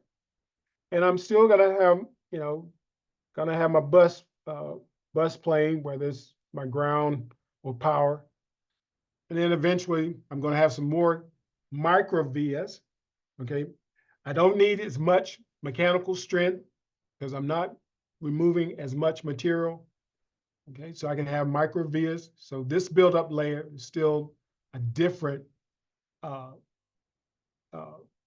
polymer or composite material. Okay, then I have some routing lines. All right. Now your question was for at different levels. Yes, for different types of devices, I am going to have different routing lines. Okay. Some things will need more power. Some things will have more signals, traces. Okay. And that's yeah. So sorry. So for the IC design and the circuit design. Which one we will do first? Thank you. Oh, we're gonna, okay. I'll make sure the circuit on the chip is designed first and foremost.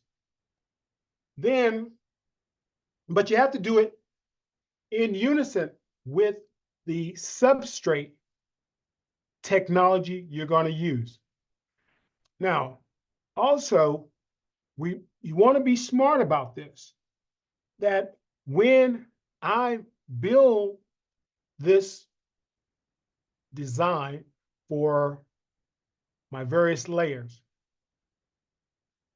I can have this be designed for different types of chips, but when I get to the outside routing for the C4 solder balls, I want all those various technologies, I want to be able to use the same type of connection design.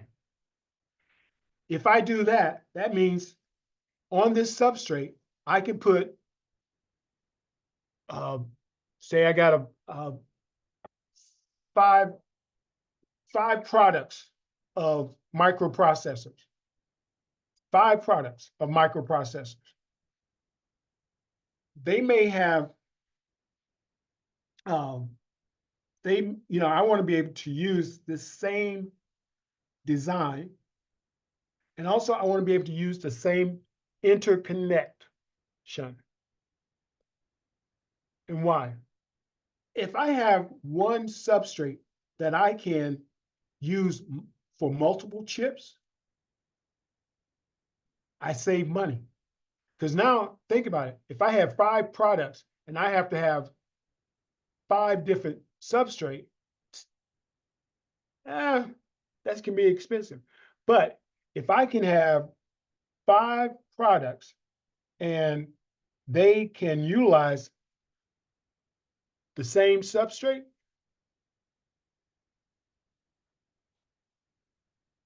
then I have, yeah, thank you. Yeah, save me money. Okay.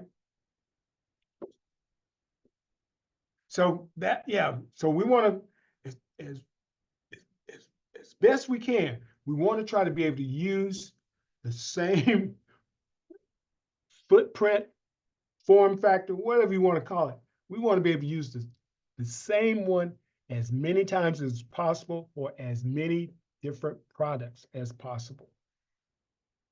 Thank you for the question. yeah, thank you.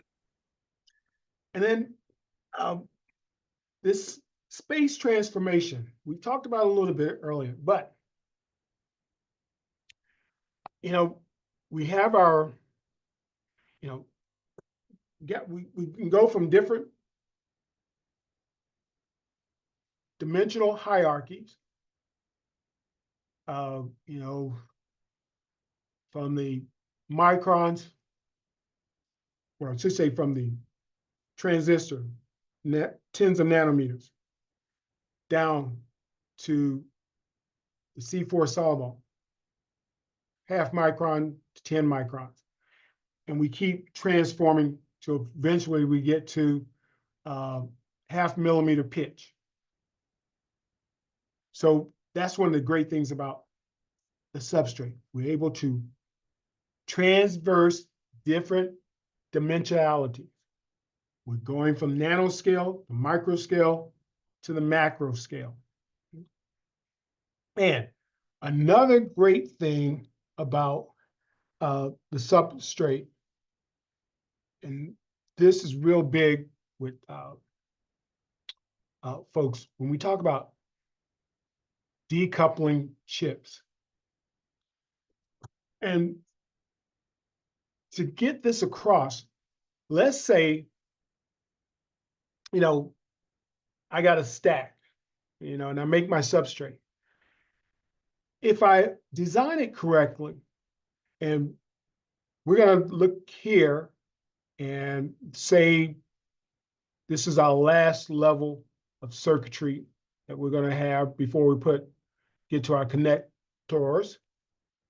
If I use this term decouple the chip floor plan. That means when I make a connection, and as I said earlier, I want to be able to use it over and over again. I can make one type of, give me a color here. I could make one microprocessor to make a connection here. I can have a smaller microprocessor or accelerator here.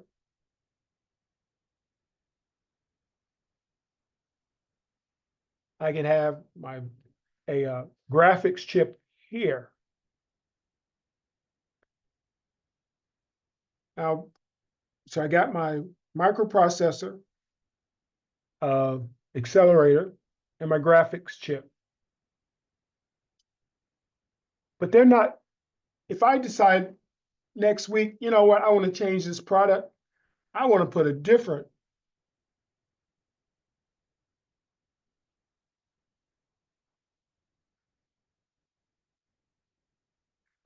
totally different new microprocessor. Oh, that's the wrong color. It's a hard color to go with. So now I want to change technology. I want to put a different microprocessor here. I'll go ahead, I'll do it. I'll make the change. But does that mean I have to change my graphics chip? No, was the accelerator. Do I have to change the accelerator? Do I have to change the graphic chip? No. With this type of having this capability with the substrate, you basically can decouple the chips, technology from each other. So it's not like they're totally integrated solely with one another. No, we can pick and choose, alter the technology without having to do a completely new redesign. So now I could have multiple products. I got one with microprocessor 1, I got one with microprocessor 2. I can also alter it and say, okay, now I can change my accelerator to a different one. I want to go faster, more expensive. I can go slower, cost less. Graphics chip, do I want a really expensive one that can really do high def really quickly? Or do I just need something, give me a reasonable picture? So that's what we mean by decouple, that I can interchange on the same substrate. And I don't have to do a complete new redesign. Okay. Yeah, and the nice thing, the other thing we can use, whoops.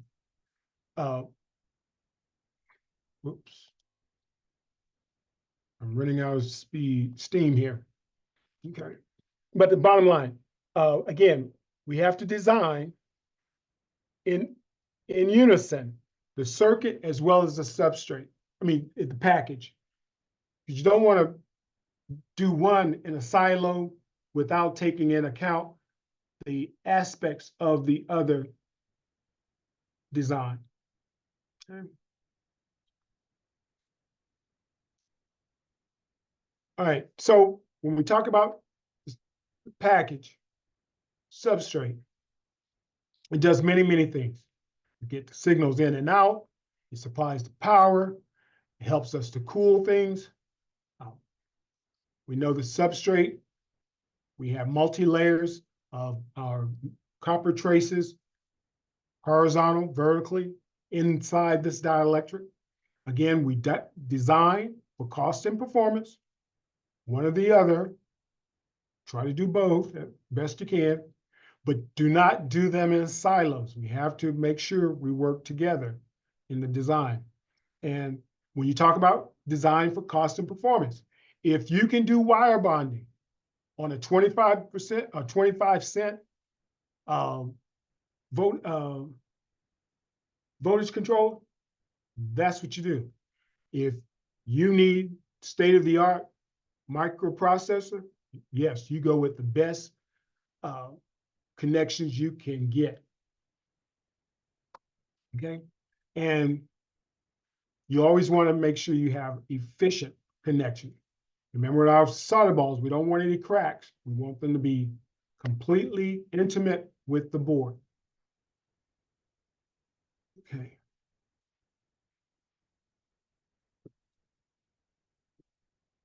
All right, so in summary, we know about our package. It's the chip, the substrate, first and second level interconnects.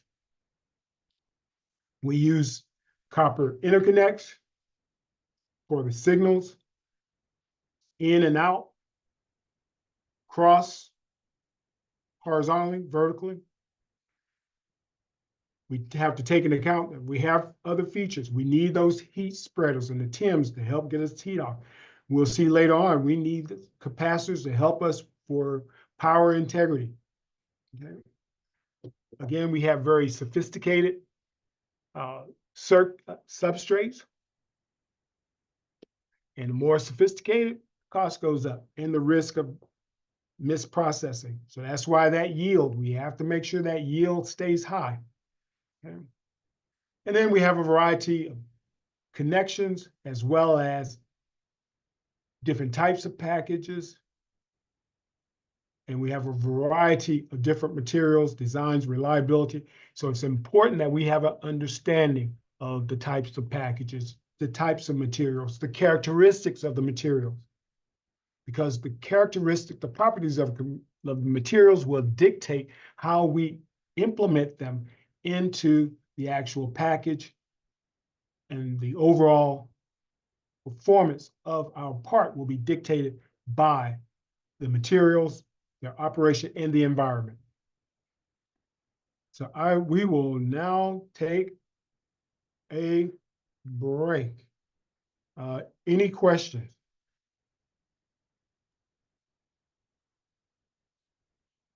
I'm gonna stop sharing here. Oops. Oh my goodness. Oops. Okay. Well. Terry? Yes, sir. Like the lecture goes till 7:45 p.m. Are you planning on using any more of the lecture slides? If you are, if you need me to speak, if you are flagging, I can do so. Okay, we haven't taken our break yet. Okay, so you're going to take a break until 8? It's about 7:38 now. Oh, man. Okay. Okay, do you want to? Did you finish all of your slides? Yes, sir. Okay, I think then that's fine. You can just go ahead and start the break early. Okay. And then, given that you're flagging, tomorrow I'll do all the lectures. You do not get to have all the fun. So, with that being said, good people, what we're going to do, we're going to, since we just charged through this thing, so that's 2.5 hours. Okay. It's 7:40. Or if you want me to cover one of the presentations that I sent to you, I can do so. Yeah, how about, yes, if you would cover one. Okay. Would it be great to have? Okay, so we will work, yes. I saw the note. We will try to get the lecture notes up there earlier. Wait a minute, I think they're there. Okay. So which one is the lecture that you just completed? Was it the heterogeneous? Oh man. Hold on. Day 3. Okay, I'm on the wrong day. Okay. Batch 1. Day 2. Today's Wednesday. Yep. I can't, man. It's killing me about. Okay, so did you complete 6 mini lectures? No. No. I still have anatomy part 2. Oh wow. And then after that you have intro to package design. Oh my goodness. Well, if you want, we can cover anatomy part 2. The only thing is I don't have a PowerPoint version of it. I have a PDF version. No, I got it. I got it. Okay. Okay, good people. Doggone it. Okay. We'll do. Yeah, so if you want to show the slides to anatomy for package 2, I can go ahead and speak to it. I can, or I mean, I'll crank. We're only gonna do one paper then tonight. I Okay. apologize. So yeah, this is what we're gonna do, good people.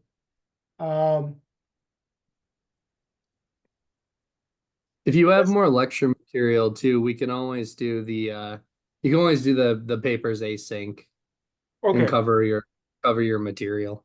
okay, okay.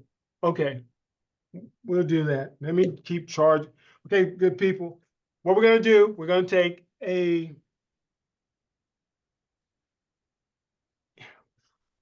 Okay, let's take a break till 7:55. And then we shall return, and I will try to speed up. Okay, so 7:55. Someone's in the waiting room. So Terry, if you want me to lecture, I will just adjust my schedule here accordingly. If you want to cover the lectures yourself, then I will. I'm actually in my other class, but the students are working on labs and so on. All right, don't worry about it. Don't worry. Yep, you got it. Yeah, I made this mess. I'll clean it up. Okay, well, that's okay. Oh, man. Oh, man, intro to package design too. Well, we'll get there. Yeah, if it turns out that you do not finish the package design parts. Oh, I will. Okay. I will get through. I'll make sure. Okay, I'm completely fine with covering anything that you haven't covered today, doing it tomorrow.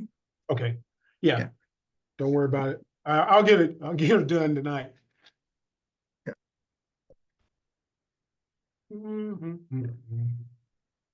7:55.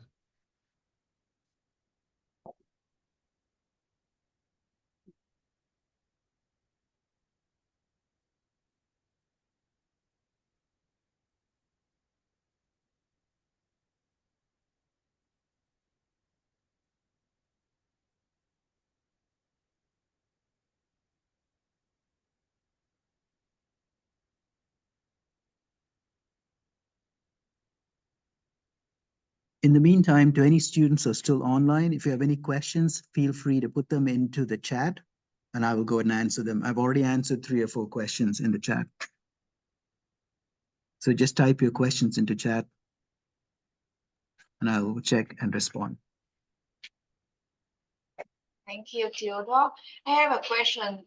Look at the instruction for the day two. We have some 2 paper to read, right? So it will start when it will start this session after the break or later. This session, like the sessions are 3.5 hours for the first 2 days and 3 hours for the next day. So in Arizona time, we will be ending this session. So this session will start again at 7:55 and then it'll go until 9 p.m. Arizona time. So another hour and 15 minutes. But I mean, we will start the reading like I see in the canvas. For we have a session to read 30 minutes and then discussion 20 minutes and then question 10 minutes. So 1 hour for the 3 turn review. Is correct? Yes. So Yeah. today, because the lecture materials were more, they were longer. So as a result, we may have to scale back on the time for meeting in groups to discuss the papers.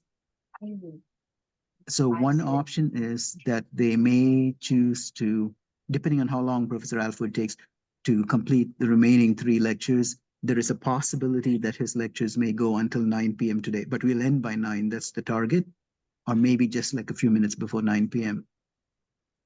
So if that happens, then the assignments with the papers where you read the two papers and then you come up with your understanding of the papers, that is something that you would do on your own time after this session is over. I see. Yeah, it's clear. Thank you. You're welcome. Yeah, hello, I got a question here. I asked before if it will be wonderful if we can have the material previous to the session, and I think that he answered me that the lecture are on Canvas, but I'm on Canvas right now and I can see it. Okay, the lecture slides should all be on Canvas. When I checked on them today, let me go and check. I did see them there, but let me check. So they are typically available as PDF files. Yeah, but I'm here in They're in the module section. Go into the module section and you are going to find them. Okay, hold on a second. Okay, I see it. Thank you very Yeah, much. so it should be Yeah. under learning materials. I think it would say day 2 because today's Wednesday. Then there'll be a Right. link that says learning materials. And if you go and click on that, there'll be a page that gives you links to the PDF files of the slides. Yeah, I got it now. Thank you. You're welcome.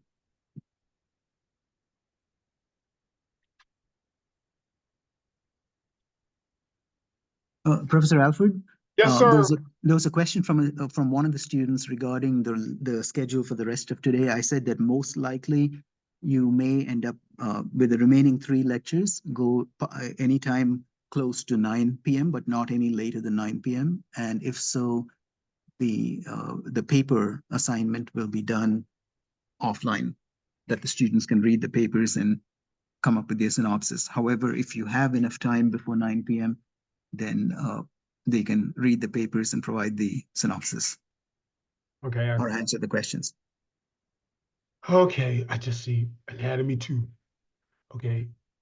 Intro to circuit design. Oh, okay. Circuit design. Which one? That's circuit design 2. Circuit design 1.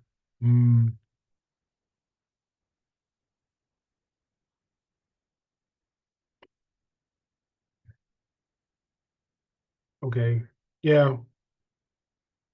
We'll probably end up about 7:45, probably. Oh no, we might. Okay, I gotta be mindful. Yeah, we'll probably end up close to 9 o'clock.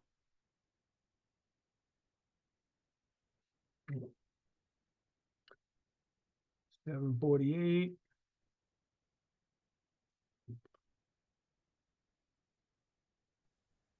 In the meantime, I would like to let you know that the link to the recording of yesterday's session that we received per email, the link is not working. I mean, if we click on the link, then the recording is not shown. Okay. So please take care of that. Can you blah blah blah? Email me the link. We'll take a look at that on our end and make sure that y'all have access. Thank you. Yep. New messages.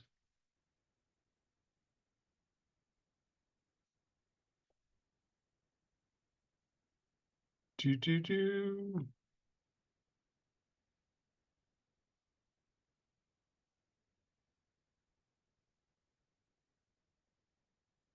Okay. Yeah, so there was, yeah, we'll send out a message tomorrow letting you all how to access that link. The videos, it will come. And everybody will get it.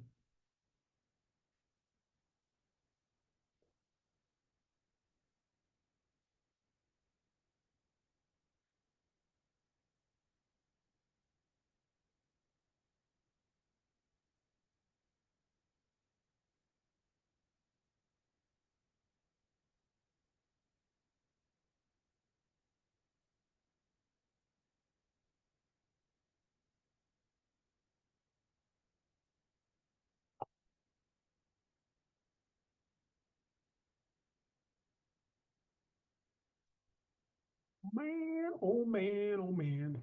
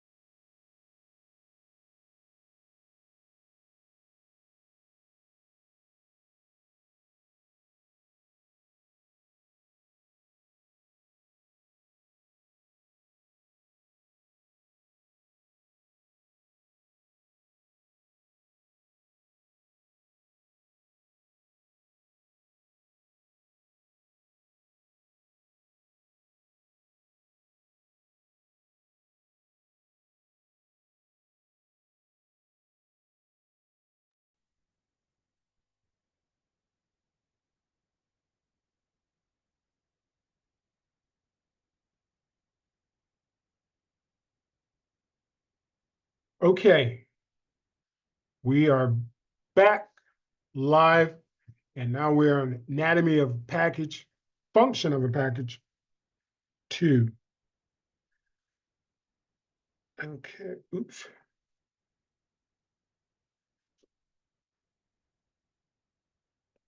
Okay. Now we're going to talk about some of the functions at a high level, and we will delve into these in more detail. But tonight, we just want to introduce you to these concepts.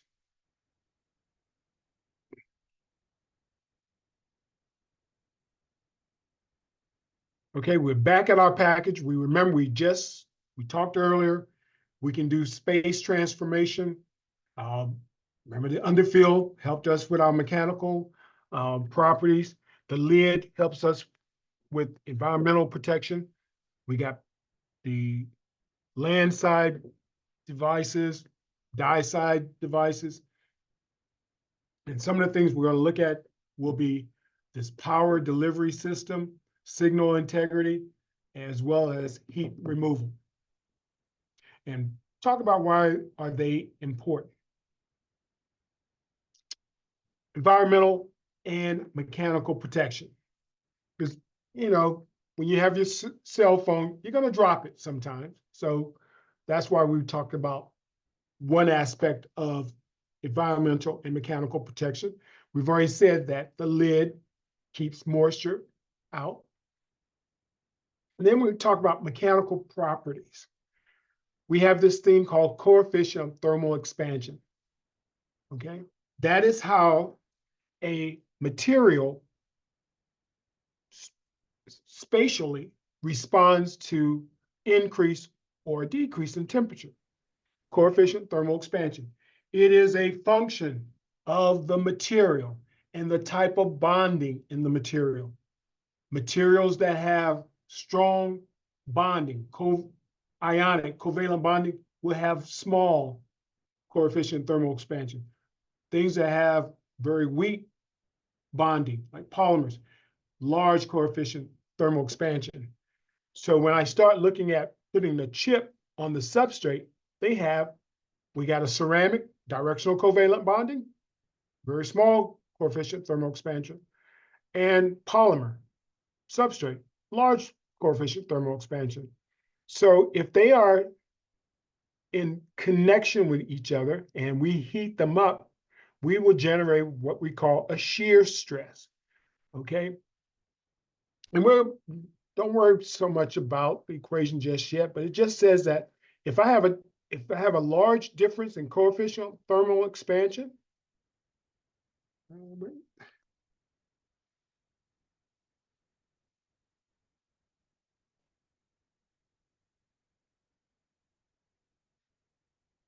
so if I have oops, what happened to my highlighter?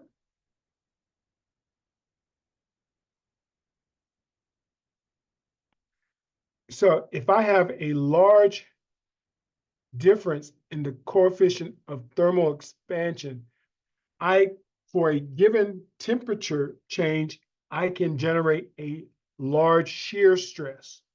And that shear stress can lead to failures such as cracks, as well as complete delamination. So here we have a crack. We can also get delamination where we no longer have electrical connection. Okay.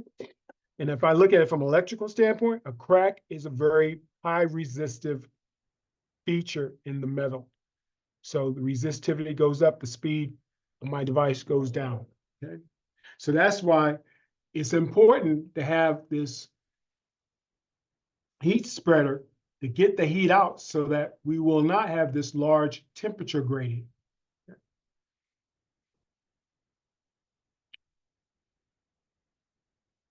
Power and design delivery, okay? So I think that's tomorrow. We're going to talk about how we actually use these inductors and capacitors in package to give us high quality input-output speed, as well as quality power delivery. So here we have some die side capacitors, meaning they're on the side with the die. Land side, there means they're on the other side of the, they're not on the other side from the die, okay? And depending on the function, we'll talk about tomorrow, where we're gonna place these. There's a whole objective when we talk about signal integrity. If I have this signal, okay, so when it gets to the output, I want that signal to appear in its full form. Okay. Well, that's if we lived in a perfect world. That's fine. But that's what we want. And that's what we're designed to do. Because if we don't, we can live with a little bit of distortion. Let me try to laser pen for you. So we can live with a little bit of distortion because we're not going to have a perfect signal. But yeah, but this one still will come out, you know, a 1. But if we have 2, if we lose signal integrity, I can't tell you if this should be a high 1 or a 0. Okay. So this is what I do not want. I want this, but I can live with this. So we'll talk about that tomorrow.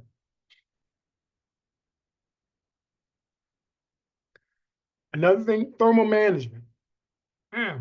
We have to get the heat out.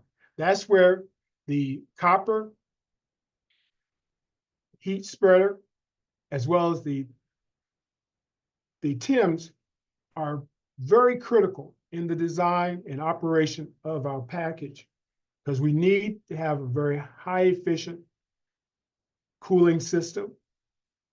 And also, and we not just cooling system, we got to have a good approach and understand how these hot spots are generated so that we could try to design away from them. As we saw earlier, if we look at the footprint of our wafer, okay, of a die,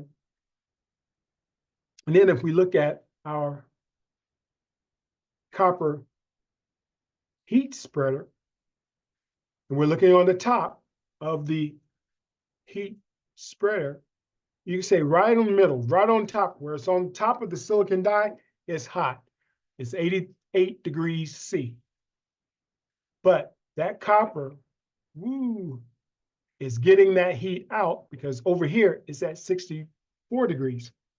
And remember, the heat will travel from hot to cold. Now, so that's looking across the heat spreader. If I look across the die, yeah, the die is really has some really hot zones. So it's important to get that heat off or away from those hot zones.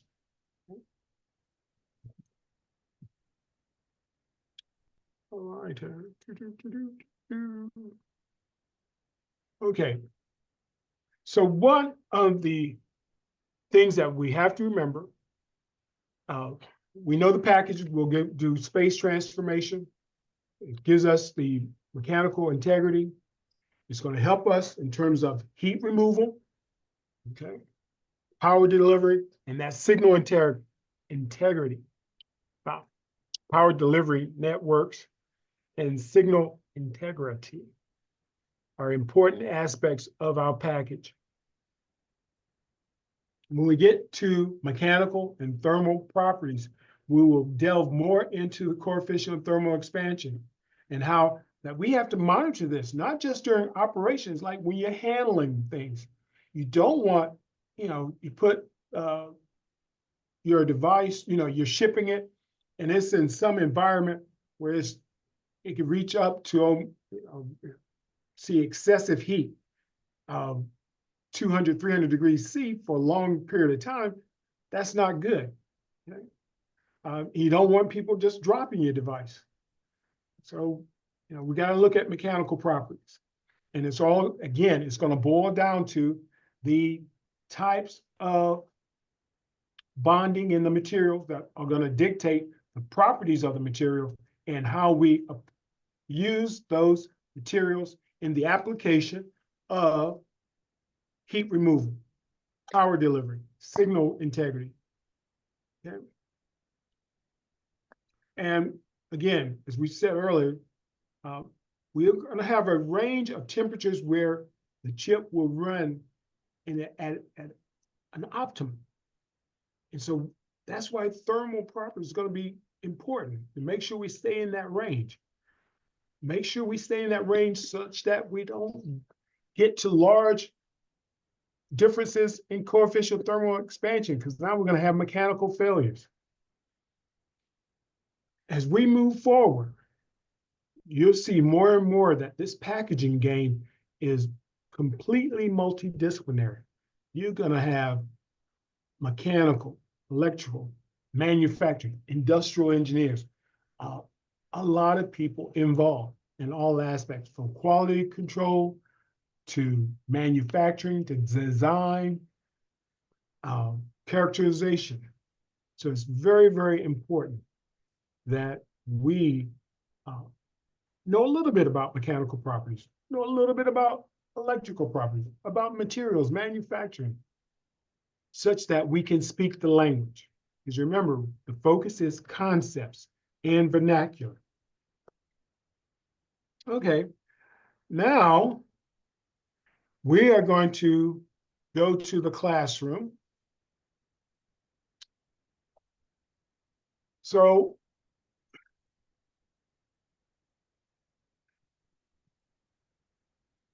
I want you, we won't use a poll for this one, but you should be able to go down and give me the names or define each one of these acronyms.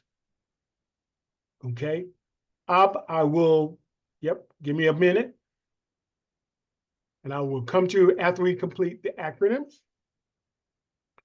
So let's take 30 more seconds.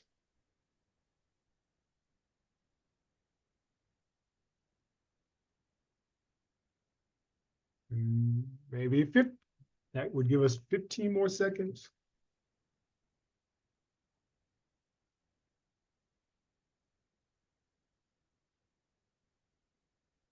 Five more seconds. Okay. Are you going to give us the names, or you have a question?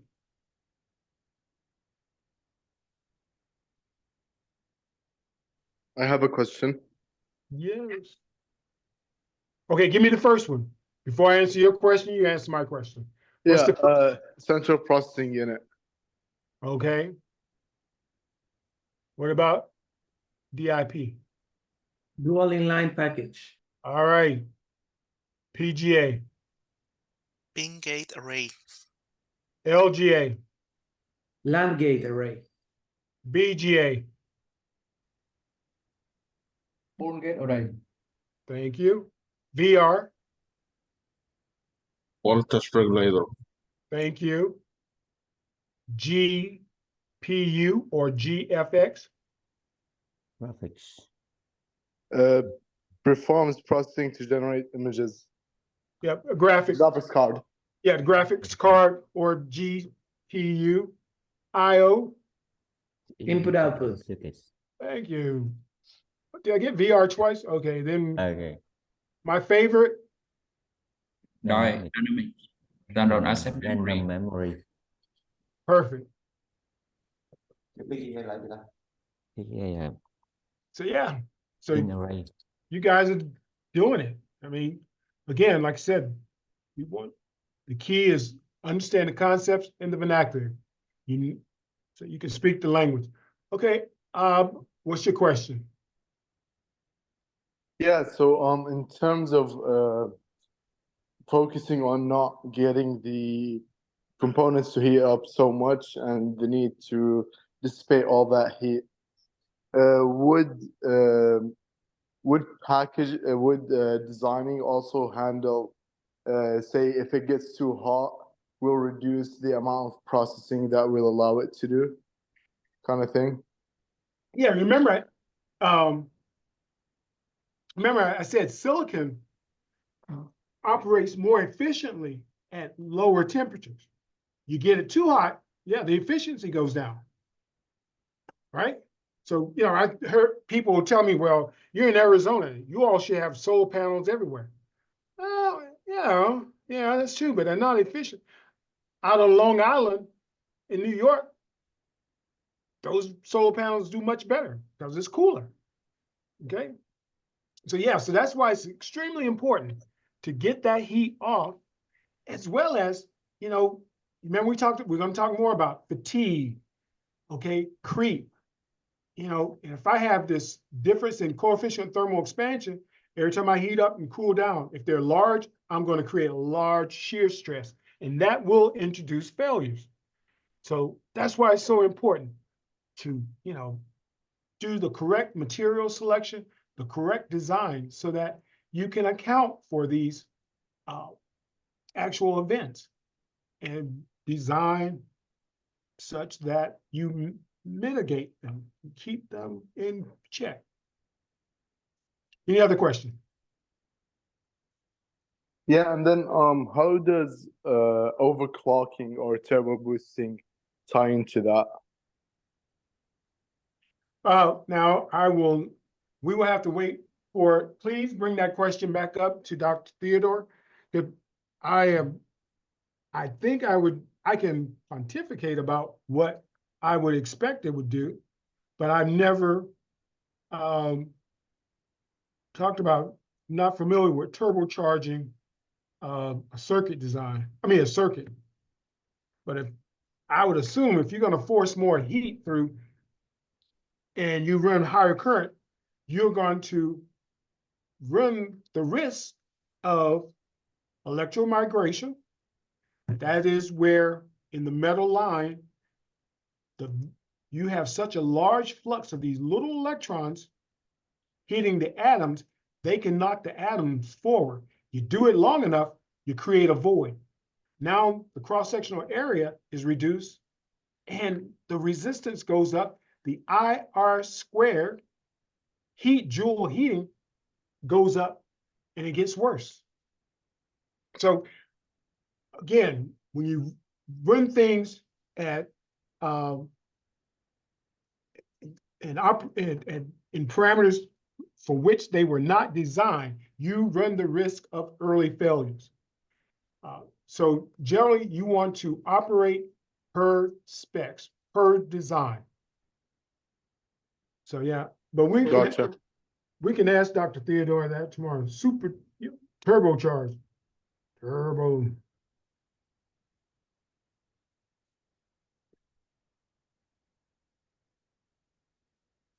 All right, any other questions? All right, that's one down. Let's go ahead and stop sharing. Oh Lord, where did it go?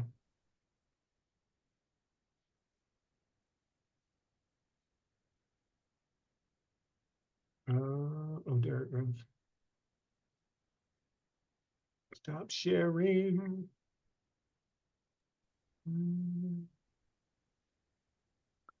Hi, Professor. Yes. Yeah, I'm sorry, I was talking on mute. Just a quick question related to all these topics. So, currently, or nowadays, we have for the microprocessor level, the disaggregation technology. So you did a very good example of that, in which we have dielets, die-to-die interconnection, fully voltage regulator, and things like that at horizontal level. So as part of the next step, we will have architectures in which we have stacking the dies one to each other and then going to the substrate. That means we have die-to-die vertical connections. So as part of our knowledge and experience, what kind of challenges offered that new technology of packaging? Because we are seeing basically one die generating a lot of heat, stacking to another, right? Yeah, I mean, you know, yes, you're going to get that functionality, but you got to design for, you got to design to get that heat off. I mean, yeah. Or you're going to, the other way is, we'll talk about it in some of the design where, you know, we're going to try to operate low voltages as best we can, because in, IR square, that joule heating, if I keep the current down low, that I gets smaller, my heating gets smaller. Okay, so low voltage. If I keep the current low, I minimize the possibility of electromigration. I keep the temperature in the spec. Those mechanical failures, I'm not going to worry about it. But if I start operating outside the rim of such, then I run into problems.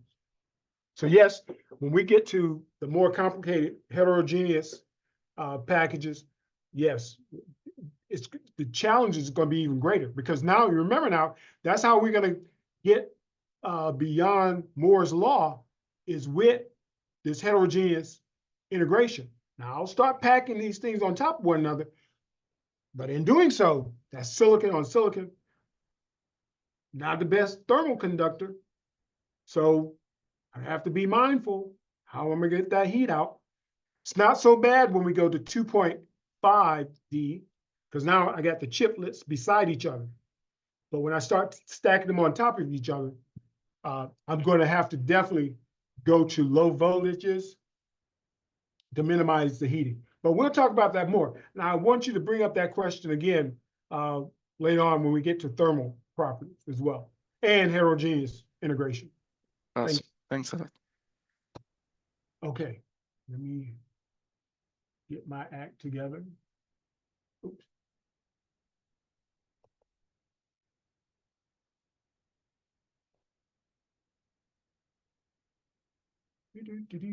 Oh.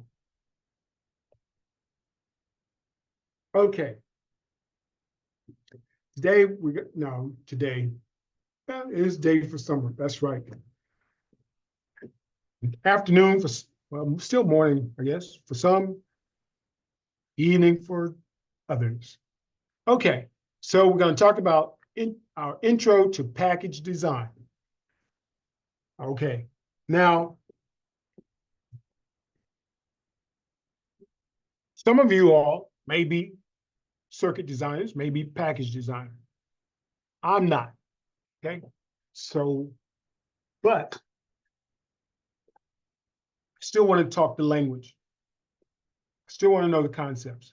So that's what we're going to do. We're going to focus on the concepts and the vernacular of package design.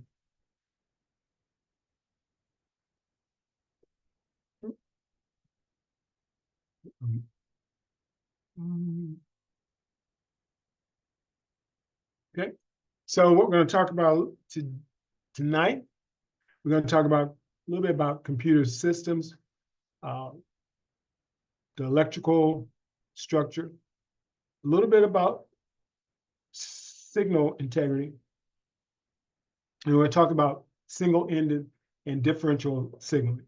Okay. All right. So here is a, this is a Innovo. This is a server package. It's got a lot of stuff going on. I'm trying to move my little bar. Okay. I'm getting that. I get my Zoom thing is not moving.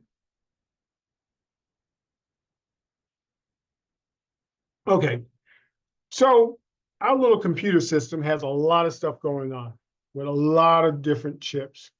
We have to make connections off the package. We have to make connections on the package. We have to make connections within the die. Okay, so we got a lot of stuff going on. We got to cool it. Okay, so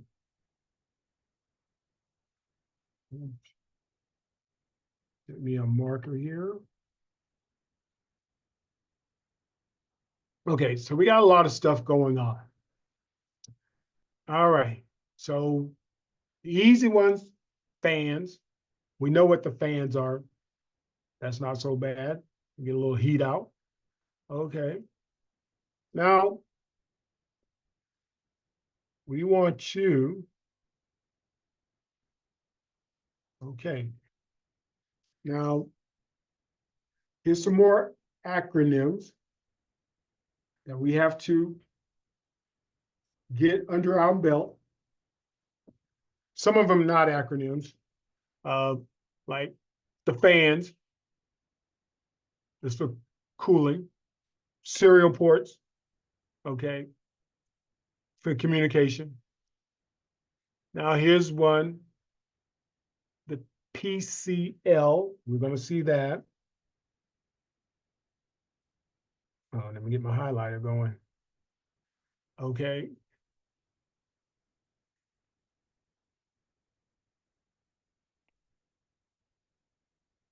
Gotta, so where's the little express? Okay. We can have 1 to 6 slots for this express interconnect. Okay. China only, so we're not going to worry about this guy.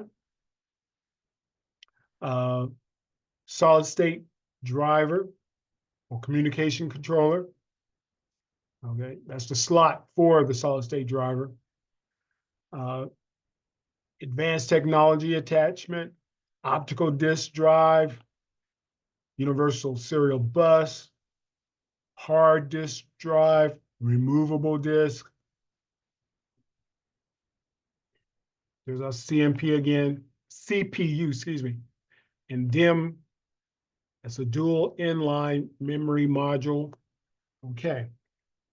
So a lot of components associated with the computer system is for communicating as well as signal transfer. So now this signal is important because that's how we're going to communicate off chip, on chip, chip to chip.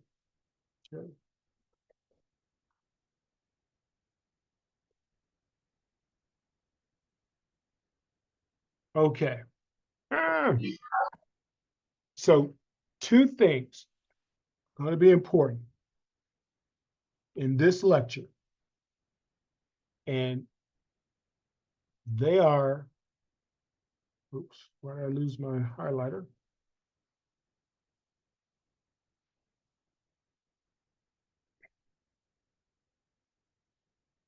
Why is my highlighter not working?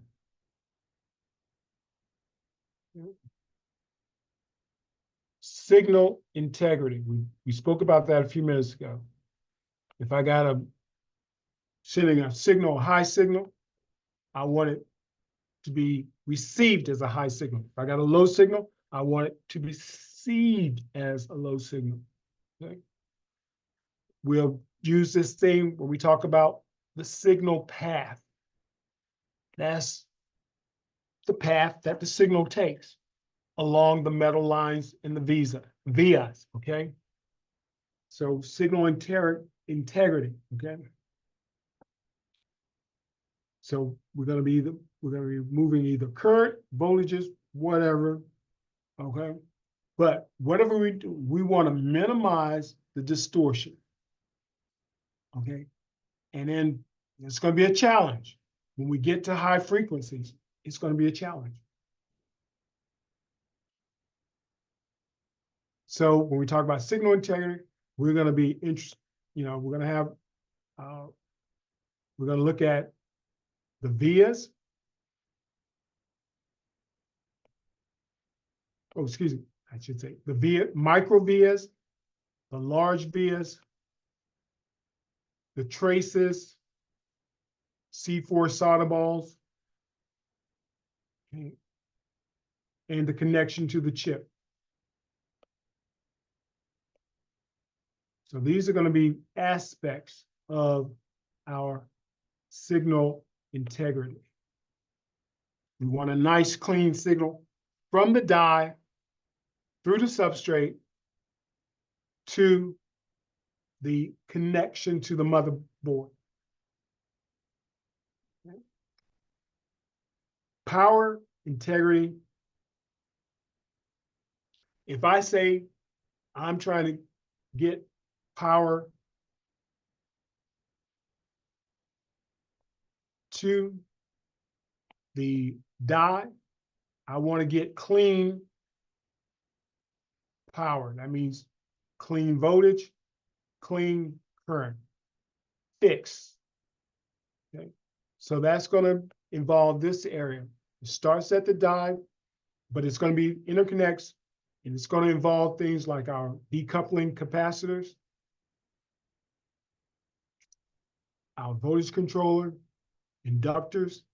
Okay, but again, the purpose to provide high efficiency, low impedance power delivery.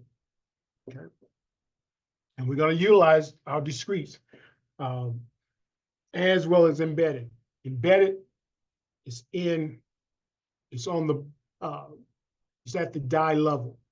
Discretes off substrate. So let's go delve deeper into, gotta speed up. Okay, speed up, signal integrity. Okay, so when we talk about signal, we're gonna start off with a transmitter. This is where the signal is initiated. And we want to get a clean signal to our receiver. And the metal lines, we're going to call that our channel, okay? So if we're talking about a CPU, in this case, a CPU is communicating with another CPU. The transmitter will be the first CPU, the channel along a metal trace to the receiver, which is the other microprocessor. Microprocessor. All right. And that's what we want. So, okay, gotta get going. Okay. Now, Intel CPUs, they support plenty of IOs. If you look on most computers now, everybody's got a USB-C input output, okay? And if you notice now, you can get power off that same jack. You can get signals in and out. You can get different types of signals. You can get voice. You can get data. Just amazing, okay? And again, we look at our trace here and amplify. You can, not this portion of our substrate. You can see we have interconnects, those little round things, and the metal trace. And you can see these metal lines are very, very close in proximity, but they make it back out to another contact, okay? So we can have a contact with the voltage controller here in contact to our CPU here. I could have contact to any type of device, okay? But again, we will look at the types of connection and the mode of the signaling and see why it's so important. Oh. Now, if we don't do it correctly, we can have things, if we have defects, if we don't control this differences in coefficient of thermal expansion and all this other stuff, we can have connector failures that will cause the signal distortion. So again, it all gets back to getting that heat off. Okay. Now, let's talk about single-ended and differential traces. Okay. So we're going to be pedestrians here for a minute and just sort of walk our way through this. Okay. Let me get. Now we got two different ways of transmitting our signal. Okay. Generally, it's going to depend on which one we use. It's going to depend on the application. And we're going to try to be mindful of costs when we can. So we can have a single-ended that requires only one line. Okay. Differential signaling, okay, requires two lines. Not so bad.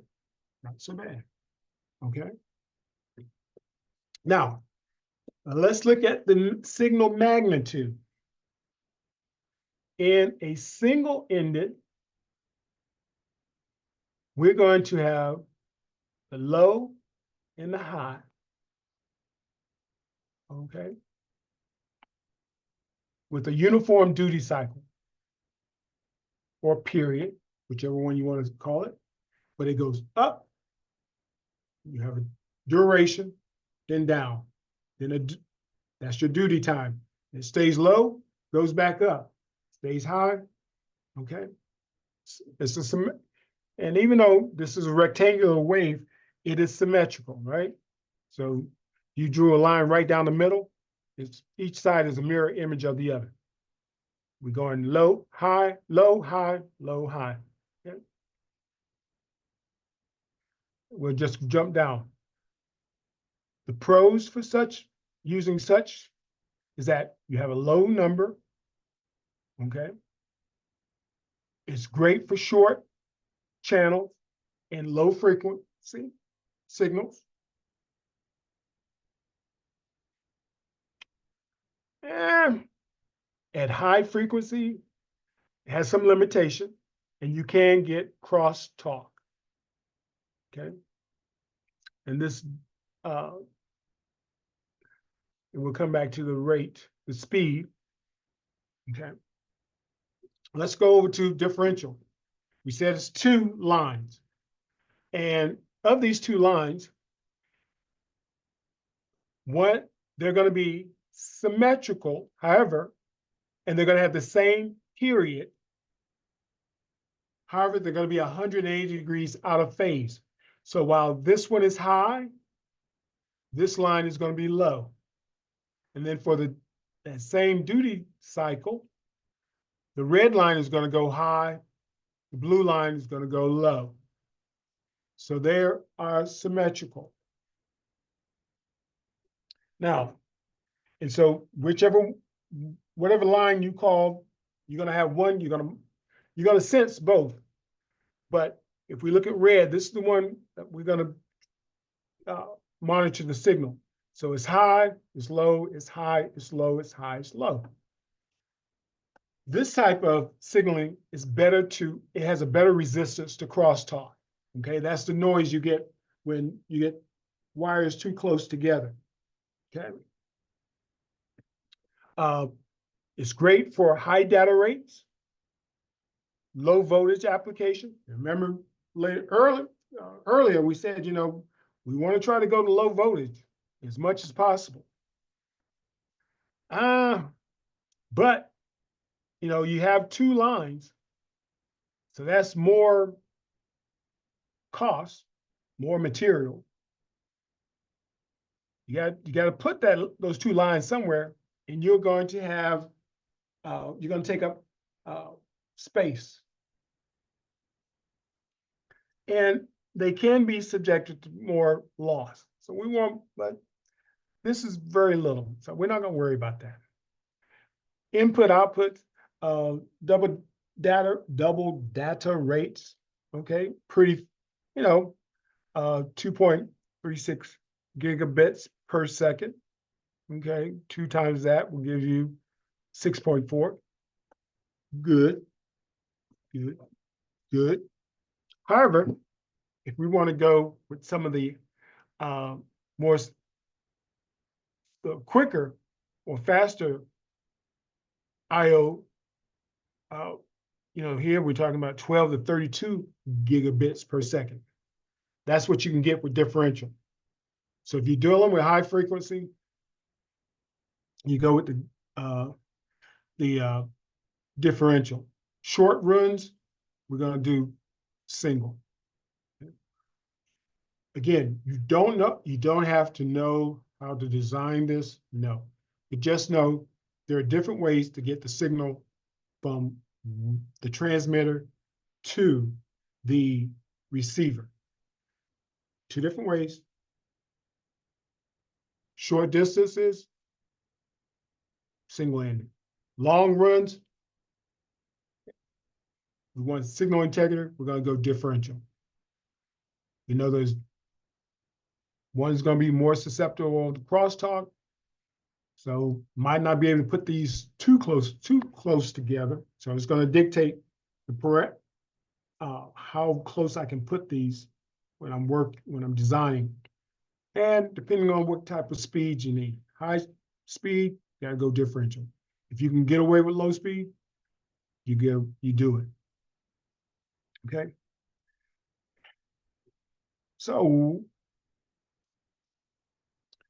So we looked at a little bit about the electrical structure and talked about for signal and power delivery.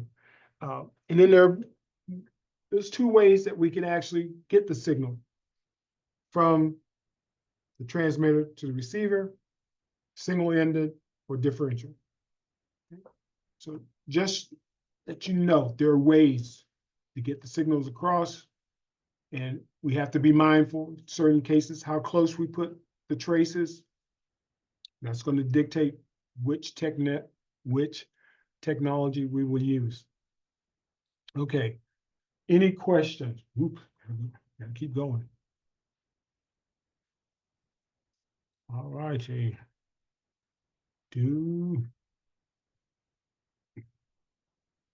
Stop sharing.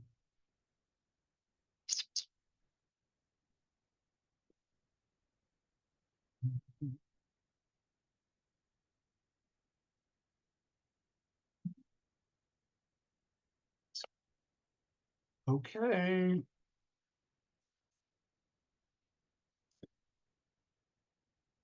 Oh. And this will be our last one for the evening.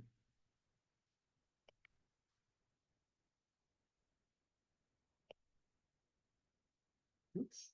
Why this? Give me a break.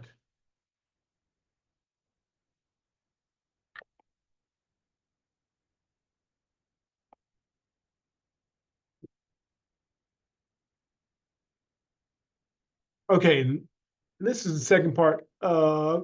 Intro to circuit, package design.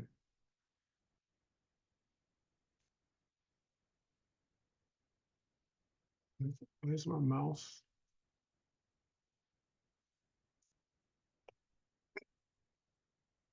Okay. So we're going to talk just an overview of power delivery and systems. We'll get more into that in our tomorrow. And then we'll talk about power delivery networks, some of the challenges. We'll introduce you to decoupling capacitors, and then power delivery network impedance tuning. We're just going to expose you to it. All righty. So power delivery system, we want to deliver clean power. That means not very little distortion. And how do we do that? We have to look at our power delivery network. Okay. Yep, power delivery network. Now, power delivery network. We're going to take advantage or utilize the power and ground planes on the, or ground planes in the semiconductor, on the printed circuit board, and how they interact with the die and the package. There's certain, and I remember earlier I said, we got to talk about the proximity to these things. So here, if I look at my voltage controller and the bulk capacitor, they are close together, okay? There is this, just like in the, well, you guys are way too young. Used to be in televisions, when we had the big cathode ray tubes, they would have these massive capacitors in there. And if you pull one out and discharge that thing, some of them, you could have run enough current, you could actually melt a fork, aluminum fork. And then we have our inductor. You see a metal with the copper coils on it, okay? And then a little voltage controllers down there, okay? Then we got the die side capacitor. We're gonna have the land side capacitor, as always, okay? And we're gonna have our motherboard caps. So we got a lot of caps around. We have, here's an image of the die side capacitors and the land side capacitors. It's on the underside, it's on the same side as the die. So what are the major challenges? Well,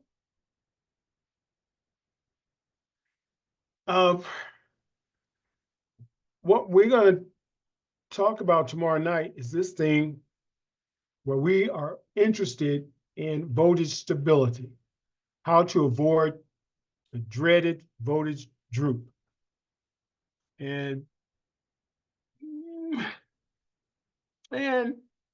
this, how the change in current with respect to time can actually be a problem. So we will talk in more depth about how to avoid this droop and but to avoid it. Now think about this. This is going to be the driving force, this rapid change in current, dIdt. You're going to try to maintain your power. You got a power source, but it's putting out constant power. But if you draw a heavy current, the voltage is going to drop, okay? And then with that, you get this droop. Example, when I was in college, I would have the lights on, but when I turned my vacuum cleaner, whoo, the lights were dim. That's the voltage droop. We don't want that when we are firing up our microprocessor. So tomorrow night, we'll talk more in depth about that. And we will introduce you to this thing called a decoupling capacitor, okay? We're gonna have them everywhere on the die, the package, and motherboard, because what they're gonna do is help compensate for this, to help us with the inductors to mitigate this voltage drop. Because generally we want things to work at a constant voltage such that we get the same performance every time, every day. So tomorrow night, we'll get more into that. And yes, sir, we will talk about the equivalent circuit for a single phase buck regulator, which is one of my favorite things in life. Yes, Abba. Yeah, could you go into more detail on what causes the voltage drop? Oh, so, okay, let's think about it. I got my lights on, my house, okay? You agree? Yep. Okay, if I got a constant voltage, then all of a sudden I turn on a massive vacuum cleaner, it's gonna have a heavy current draw. Power equals VI. So if the power is constant and I draw a heavy current, that voltage got to go down, right? Yeah. IV. So when the voltage goes down, things want to work at a constant voltage, right? So when they don't work at a constant voltage, you know, that's how you get the lights drag or droop. So we don't want that because we want our load or a microprocessor to work at the proper voltage so that we get the proper performance. And we would definitely, you know, we'll talk about it tomorrow in more depth, but that is the essence of it. Constant voltage, heavy current draw, that means that voltage is got to droop. So across that load, that voltage is going to droop. So then you get this reduction in performance. And it's almost like when you on one of these electronic books, you flip the page. Sometimes, you know, it goes fast. That's what we want. But if you get that droop, it's going to go slowly.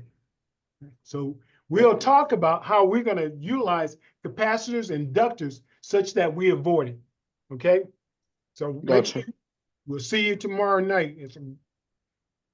Right. And then the circuit mount, the decoupling capacitors. Okay? We can have surface mount, these big ones, okay? And unfortunately, they're not perfect devices. And nothing in life that man-made is perfect. So they're gonna have parasitic inductance and parasitic resistance. So what we're gonna do is try to minimize that parasitic aspects of anything, okay? So when we have these multiple capacitors sitting in shunt, they can help you reduce the parasitic inductance and resistance. However, they will increase the effective capacitance. So I got some inductors, resistance, capacitors sitting in shunt. It's in shunt. So when I do the equivalent circuit of this beast,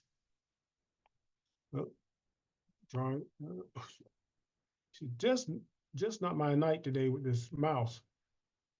Okay, that equivalent circuit will be this. And notice for the number of inductors, it's going to be, the effective inductor is going to be L over N. The resistance is going to be R over N. However, the net parasitic capacitance is going to be the aggregate of all the capacitance. So we're going to try to come out, we're going to need these capacitors, but we're going to try to minimize their effect. Now,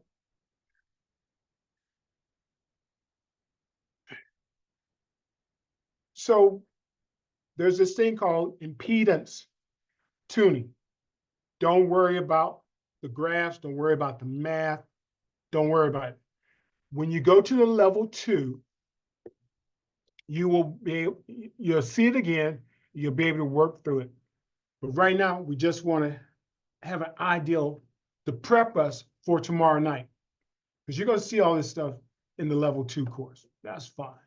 But this is the key, that you want to flatten this impedance response. Okay, because I got a lot going on. Look over here, I got a lot going on.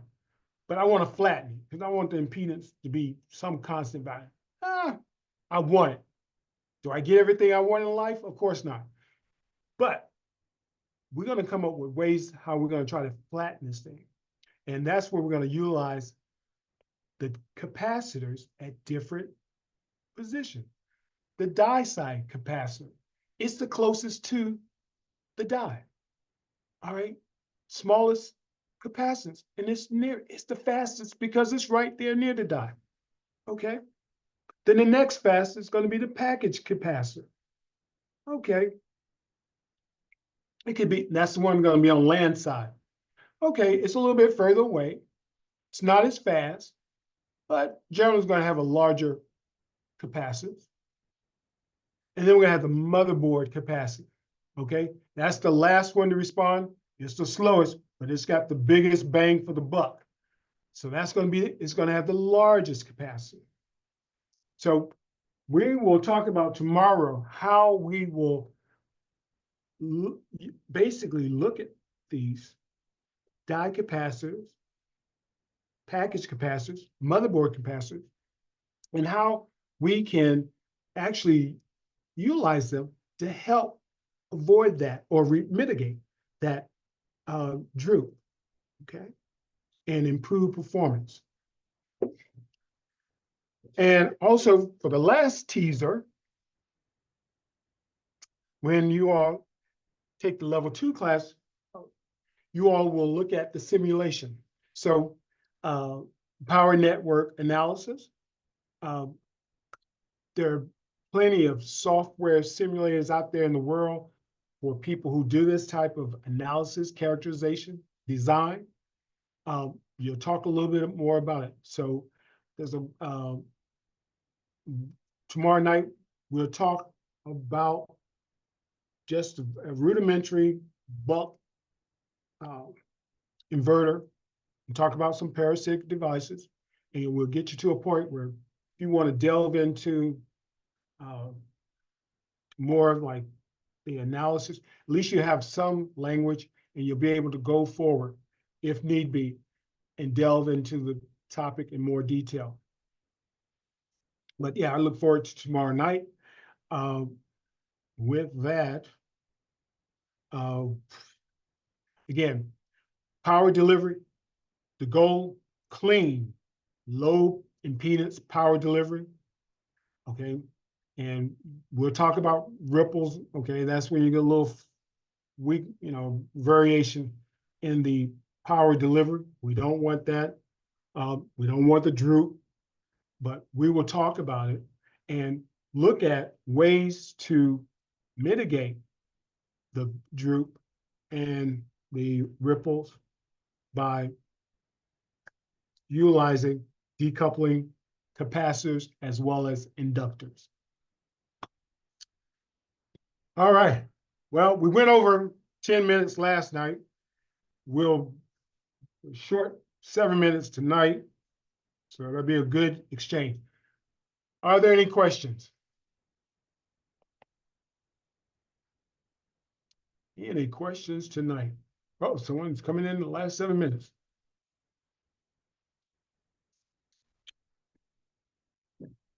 No questions? All right, then in that case, do the reading activity asynchronously. If you have some questions, you can send us emails. You can talk to us tomorrow night.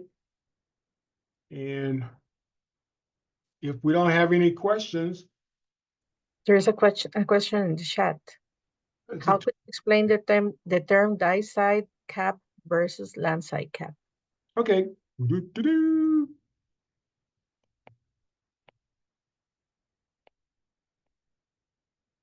Okay, die side cap is on the side of the die, right? There's a die side cap, there's a die, it's on the top. Here's the die, there are the die side caps. Land side caps on the bottom. That's land side caps. And the die side caps are closest to the chip. They're going to be the fastest. They have the smallest capacitance. Okay. The land side caps on the bottom, immediate capacitor, intermediate reaction. Die side, they're the closest, so they got the quickest reaction. The bulk cap is further away, but it's closer near the voltage controller. It has the biggest bang,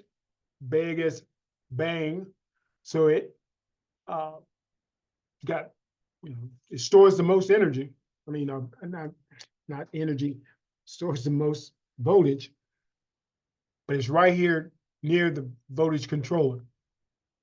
Right? So there's your die, there's your package, there's your motherboard. We can't see the screen share anymore. Oh yeah, thank you.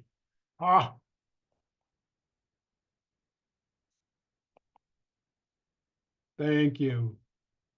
Okay, let me get over here and clean this up. Da, da, da.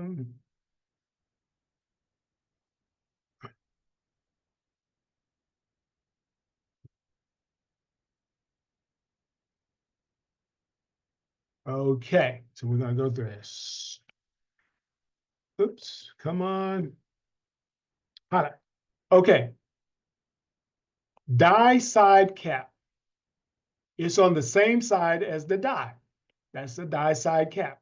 So here's our die, or two die, and there are our die side capacitors. They're the closest ones to the die.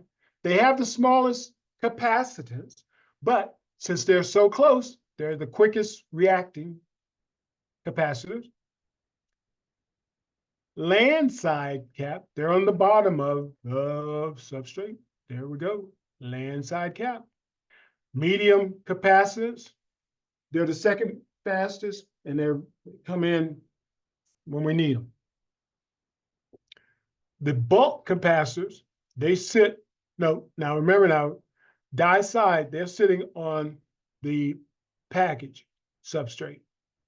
The die side, so here's my package substrate. Die side sitting there, land side sitting on the bottom.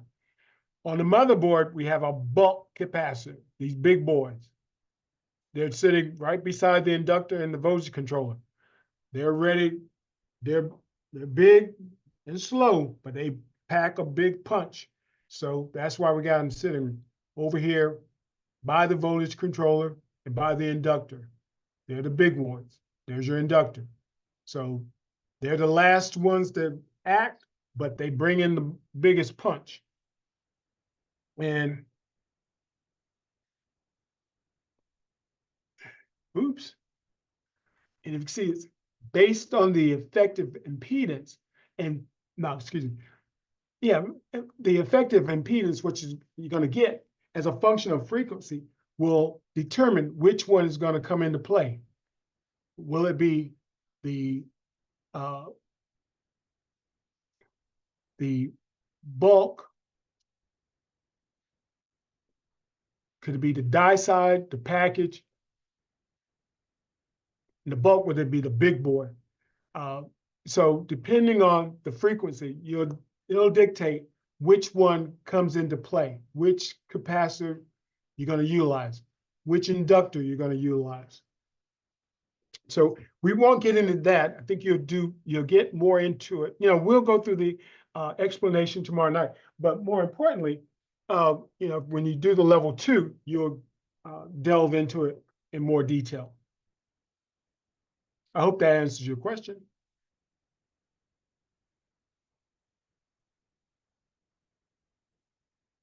Thank you, Professor. Excuse me? All right, are there any other questions?